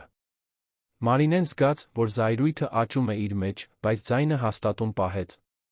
Դուք ասում եք, որ ես բավականաչափ լավը չեմ Ռաֆայելի համար, որովհետև աղքատ եմ։ Որովհետև ցածրից եմ եկել։ Խնդիրը ձեր լավը կամ վատը լինելու մեջ չէ։ Խնդիրը համատեղելիության, համապատասխանության մեջ է։ Դուք դուստր ունեք, այնպես չէ՞։ Այլ հարաբերությունից։ Դա բարդություններ է բերում։ Եվ ձեր մայրը հիվանդ է, խնամքի կարիք ունի։ Դուք բեռ ունեք, Մարինե։ Իմ որդին արժանի է առանց այդ ամբողջ բեռի ինչ-որ բան սկսելու։ Մարինեն զգաց, որ արցունքներն այրում են աչքերը, բայց թույլ չտվեց, որ դրանք հոսեն։ Նրան այդ բավականությունը չէր տա։ Այդ բեռը, ինչպես դուք եք անվանում, իմ ընտանիքն է։ Իմ դուստրն է, որը խելացի է, հոգատար հիանալի։ Իմ մայրն է, որը կյանքը նվիրել է ուրիշներին խնամելուն։ Եվ եթե Ռաֆայելը չի կարող դա ընդունել, ապա գուցե դուք ճիշտ եք։ Գուցե մենք իսկապես չպետք է միասին լինենք։ Նա վեր կացավ գնալու, բայց Ալբերտը նորից խոսեց. Սպասեք։ Նստեք։ Ես չեմ վերջացրել։ Մարինեն տատանվեց, բայց նորից նստեց։ Ես ձեզ առաջարկ կանեմ։ Հեռացեք իմ որդուց։ Վերջ տվեք հարաբերություններին։ Եվ դրա դիմաց ես երաշխավորում եմ, որ դուք ձեր ընտանիքը ֆինանսապես ապահովված լինեք։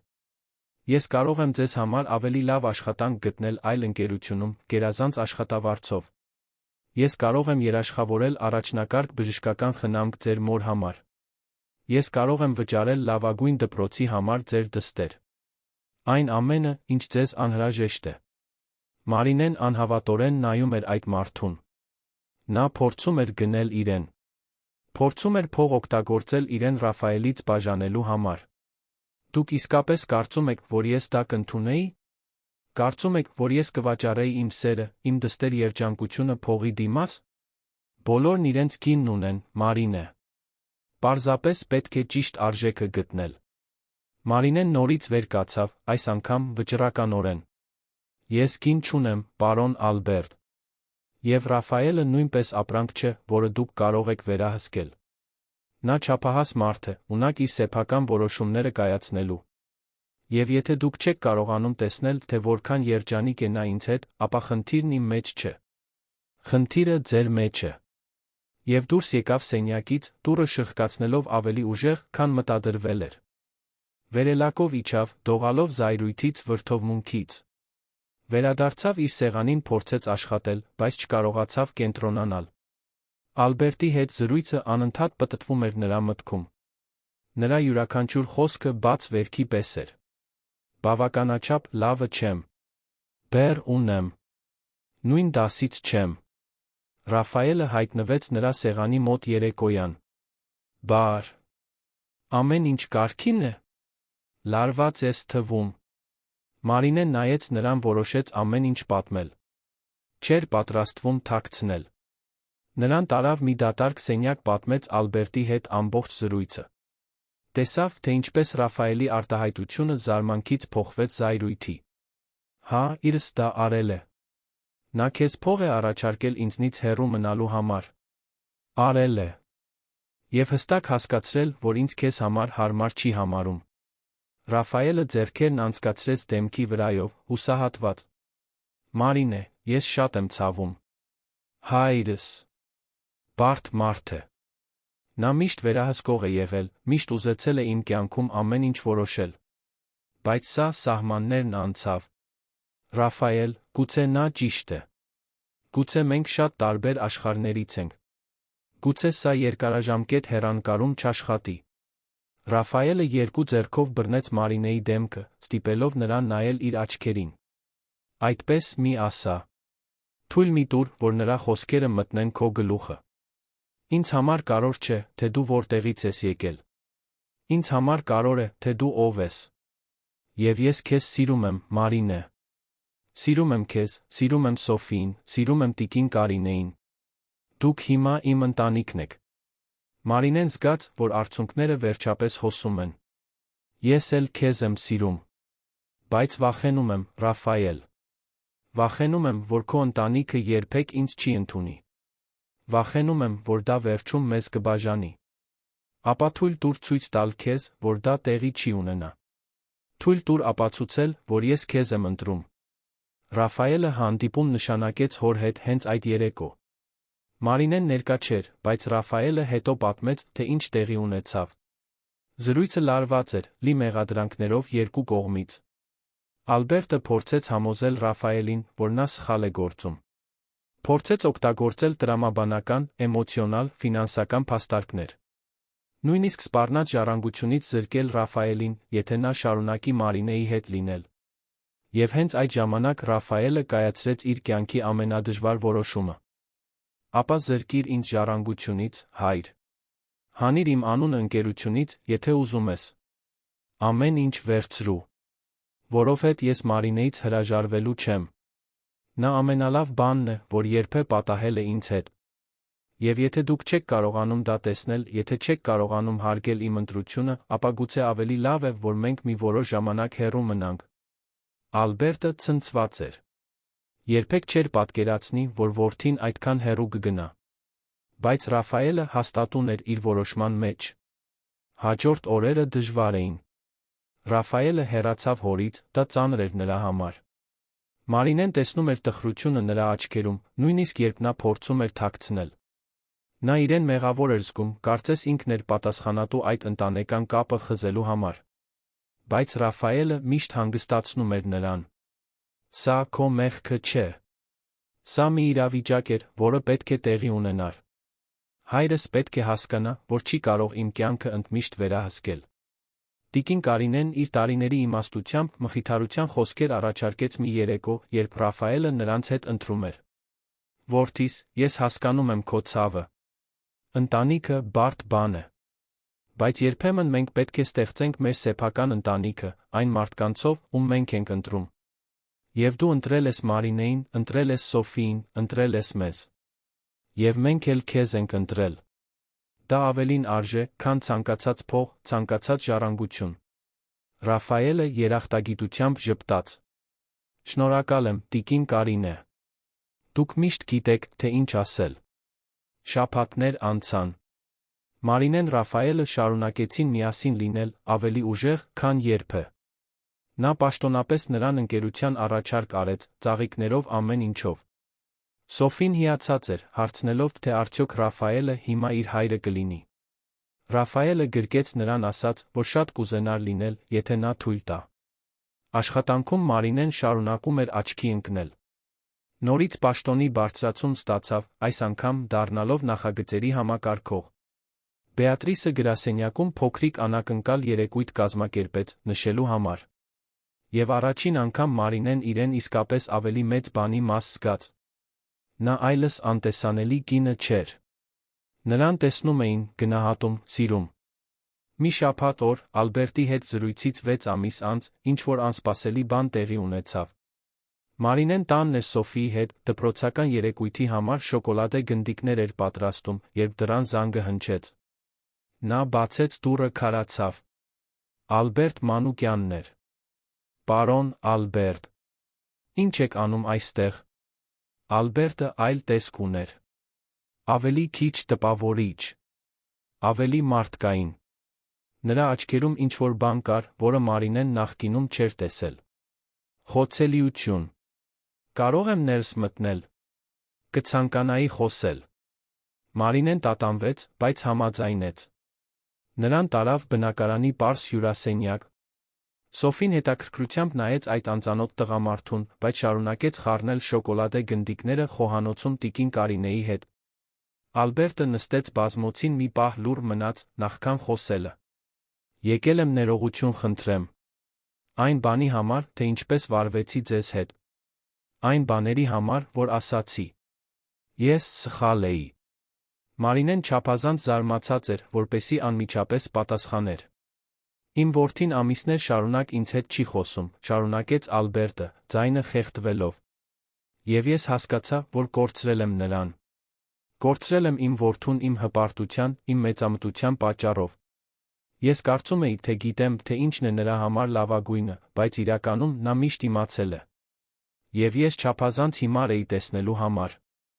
Ինչու եք դա ինձ պատմում։ Ալբերտը նայեց Մարինեին անկեղծ զղջումով լի աչքերով։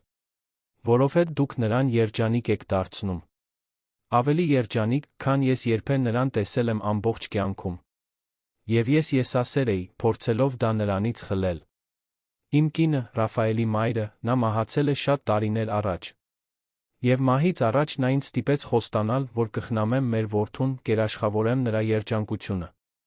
Ես կարծում էի, որ դա անելը նշանակում է երաշխավորել, որ նա ունենա փող, հաջողություն, լավ սոցիալական դիրք։ Բայց նա դրա մասին չէր խոսում։ Նա խոսում էր սիրո մասին, իրական երջանկության մասին, և դուք դա նրան տալիս եք։ Մարինեն զգաց, որ աչքերը լցվում են արցունքներով։ Ես սիրում եմ ձեր որդուն, պարոն Ալբերտ։ Եվ գիտեմ, որ կատարյալ չեմ, որ համեստ տեղից եմ եկել, բայց ես նրան իսկապես սիրում եմ։ Եվ կխնամեմ նրան լավագույնս, ինչպես կարող եմ։ Ալբերտը գլխով արեց, զգուշորեն սրբելով սեփական աչքերը։ Գիտեմ։ Եվ դրա համար եմ այստեղ։ Ձեր ներողությունը խնդրելու համար։ Եվ խնդրելու, որ ինձ հնարավորություն տաք իսկապես ճանաչելու ձեզ։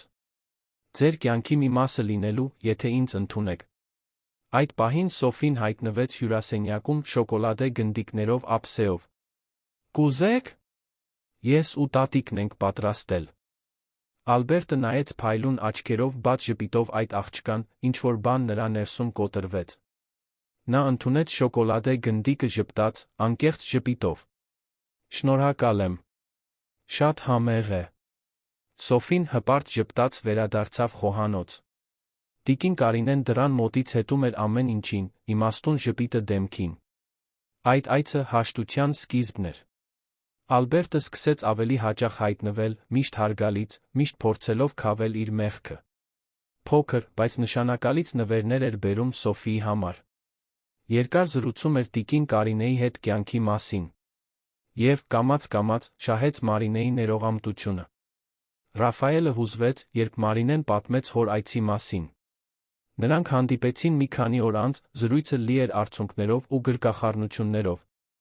Ալբերտը ներողություն խնդրեց որդուց, ընդունեց իր սխալները, խոստացավ ավելի լավը լինել։ Եվ Ռաֆայելը, որը միշտ բարի սիրտ ուներ, ներեց։ Կյանքը սկսեց դասավորվել այնպես, ինչպես Մարինեն երբեք չէր պատկերացրել։ Ռաֆայելի հետ հարաբերությունները խորացան։ Ալբերտը դարձավ նրանց կյանքի մշտական դրական ներկայությունը, Սոֆին վերաբերվելով որպես թոռնուհու տիկին Կարինեին, հարգանքով ու քնքշությամբ։ Մի ամառային երեկո, նրանց ծանոթությունից 1 տարի անց, երբ ծանոթացել էին Հյուսիսային պողոտայի այդ շքեղ խանութում, Ռաֆայելը Մարինեին հետ տարավ այնտեղ։ Նա չէր ուզում գնալ, այդ վայրի հիշողությունները դեռ ցավեցնում էին։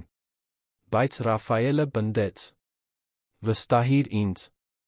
Պետք է քեզ մի բան ցույց տամ։ Նրանք մտան գլխավոր մուտքով, այլս ոչ ծառայողական դռնով։ Բարձրացան 3-րդ հարկ, որտեղ ամեն ինչ սկսվել էր։ Եվ այնտեղ, լույսերի տակ փայլող ոսկերչական իրերի ցուցափեղկերի միջ, Ռաֆայելը ծնկի իջավ։ Մարինե, դու մտար իմ կյանք, երբ ես ամենաքիչն էի սպասում։ Դու ինձ սովորեցրիր, թե ինչ է քաջությունը, ինչ է ուժը, ինչ է իսկական սերը։ Դու ինձ ցույց տվեցիր, որ արժեքը ոչ մի կապ չունի փողի կամ սոցիալական դիրքի հետ, այլ բնավորության։ Եվ ես ուզում եմ իմ կյանքի մնացած մասն անցկացնել քո կողքին, Սոֆիի կողքին, կառուցելով սիրո հարգանքի վրա հիմնված ընտանիք։ Կամուսնանաս ինձ հետ։ Նա բացեց թավշե տուփը, բացահայտելով պարզ, բայց գեղեցիկ մատանի։ Մարինեն շուրջը նայեց, տեսավ, որ նրանք միայնակ չեն։ Տիկին Կարինեն այնտեղ էր, Սոֆիի հետ, երկուսն էլ ժպտում ու լացում էին միաժամանակ։ Ալբերտը մի քանի քայլ հետ էր, աչքերը նույնպես խոնավ։ Բեատրիսը աշխատանքի որոշ գործընկերներ ներկա էին։ Նույնիսկ Վերոնիկան, խանութի նախկին մենեջերը, այնտեղ էր, զղջման հիացմունքի արտահայտությամբ։ Եվ Մարինեն, կինը, որը մի օր անտեսանելի էր, որը նվաստացվել էր հենց այդ վայրում, որը անարդարացիորեն մեղադրվել էր, պատասխանեց հաստատուն սիրով լի ձայնով. Այո։ 1000 անգամ այո։ Ռաֆայելը մատանին դրեց նրա մատին համբուրեց, մինչ բոլորը ծափահարում ու լացում էին։ Եվ այդ պահին Մարինեն հասկացավ, որ իր պատմությունը աղքատությունը հաղթահարելու կամ մասնագիտական հաջողության հասնելու մասին չէր։ Իր պատմությունը սեփական արժանապատվությունից երբեք չհրաժարվելու մասին էր։ Հավատալու, որ արժանի ես սիրո, հարգանքի, երջանկության, անկախ նրանից, թե ինչ է ասում աշխարհը։ Նրանք ամուսնացան 3 ամիս անց, պարզ, բայց գեղեցիկ արարողությամբ ծաղկած այգում։ Սոֆին ծաղիկներ բերող աղջիկն էր, հագին սպիտակ զգեստ վարդագույն ժապավենով, ճանապարհին ծաղկաթերթեր սփռելով։ Տիկին Կարինեն լացեց ամբողջ արարողության ընթացքում, բայց դրանք ուրախության արցունքներ էին։ Ալբերտը ներկա էր, դառնալով սիրող պապիկ Սոֆիի համար, իսկական ընկեր Մարինեի համար։ Մարինեի կյանքը լիովին փոխվեց, բայց նա երբեք չմոռացավ, թե որտեղից է եկել։ Շարունակեց աշխատել ընկերությունում, այժմ որպես նախագծերի տնօրեն, միշտ ուշադիր լինելով անտեսանելի մարդկանց նկատմամբ, միշտ հնարավորություններ ընձեռելով նրանց, ովքեր ամենաշատն էին դրա կարիքը զգում։ Նա ընկերությունում ստեղծեց մասնագիտական վերապատրաստման ծրագիր, հատուկ ուղղված խոցելի իրավիճակում գտնվող մարդկանց, ուրիշներին տալով նույն հնարավորությունը, որը Ռաֆայելը տվել էր իրեն։ Սոֆին մեծացավ սիրով լի տանը, շրջապատված ուժեղ մորով, նվիրված խորթ հորով, իմաստուն տատիկով, պապիկով, որը տարիների խստությունը փոխհատուցում էր, լինելով ամենանուրբ մարդը։ Նա դարձավ վստահ աղջիկ, որը գիտեր, որ իր արժեքը կախված չէ, թե որտեղից է գալիս, այլ թե ով է ինքը։ Տիկին Կարինեն ապրեց այնքան, որ տեսնի Մարինեի կառուցած ընտանիքը, որին միշտ արժանի էր։ Ապրեց այնքան, որ տեսնի թոռնուհու ավարտելը, ծոռներին գրկելը, վկայելը, որ սերը, երբ իսկական է, հաղթում է ցանկացած խոչընդոտի։ Եվ Մարինեն, որը մի օր պարզապես անտեսանելի կին էր, որը մաքրում էր շքեղ խանութի հատակը, դարձավ կենդանի ապացույց, որ կարևոր չէ, թե որտեղից ես սկսում։ Կարևոր է, թե ուր ես պատրաստ գնալ։ Կարևոր է հավատալ ինքդ քեզ, երբ ուրիշ ոչ ոք չի հավատում։ Կարևոր է քաջություն ունենալ ընդունելու սերը, երբ այն հայտնվում է, նույնիսկ երբ անհնար է թվում։ Տարիներ անց, երբ նա իր պատմությունը պատմում էր ընկերության նոր աշխատակիցներին, Մարինեն միշտ ավարտում էր նույն բանն ասելով. Ոչ ոք անտեսանելի չէ։ Մենք բոլորս կարևոր ենք։ Մենք բոլորս արժանի ենք արժանապատվության, հարգանքի, սիրո։ Եվ երբեմն մեր ամենադժվար օրը, երբ թվում է, թե ամեն ինչ կորած է, հենց այնտեղ է սկսվում մեր կյանքի ամենագեղեցիկ պատմությունը։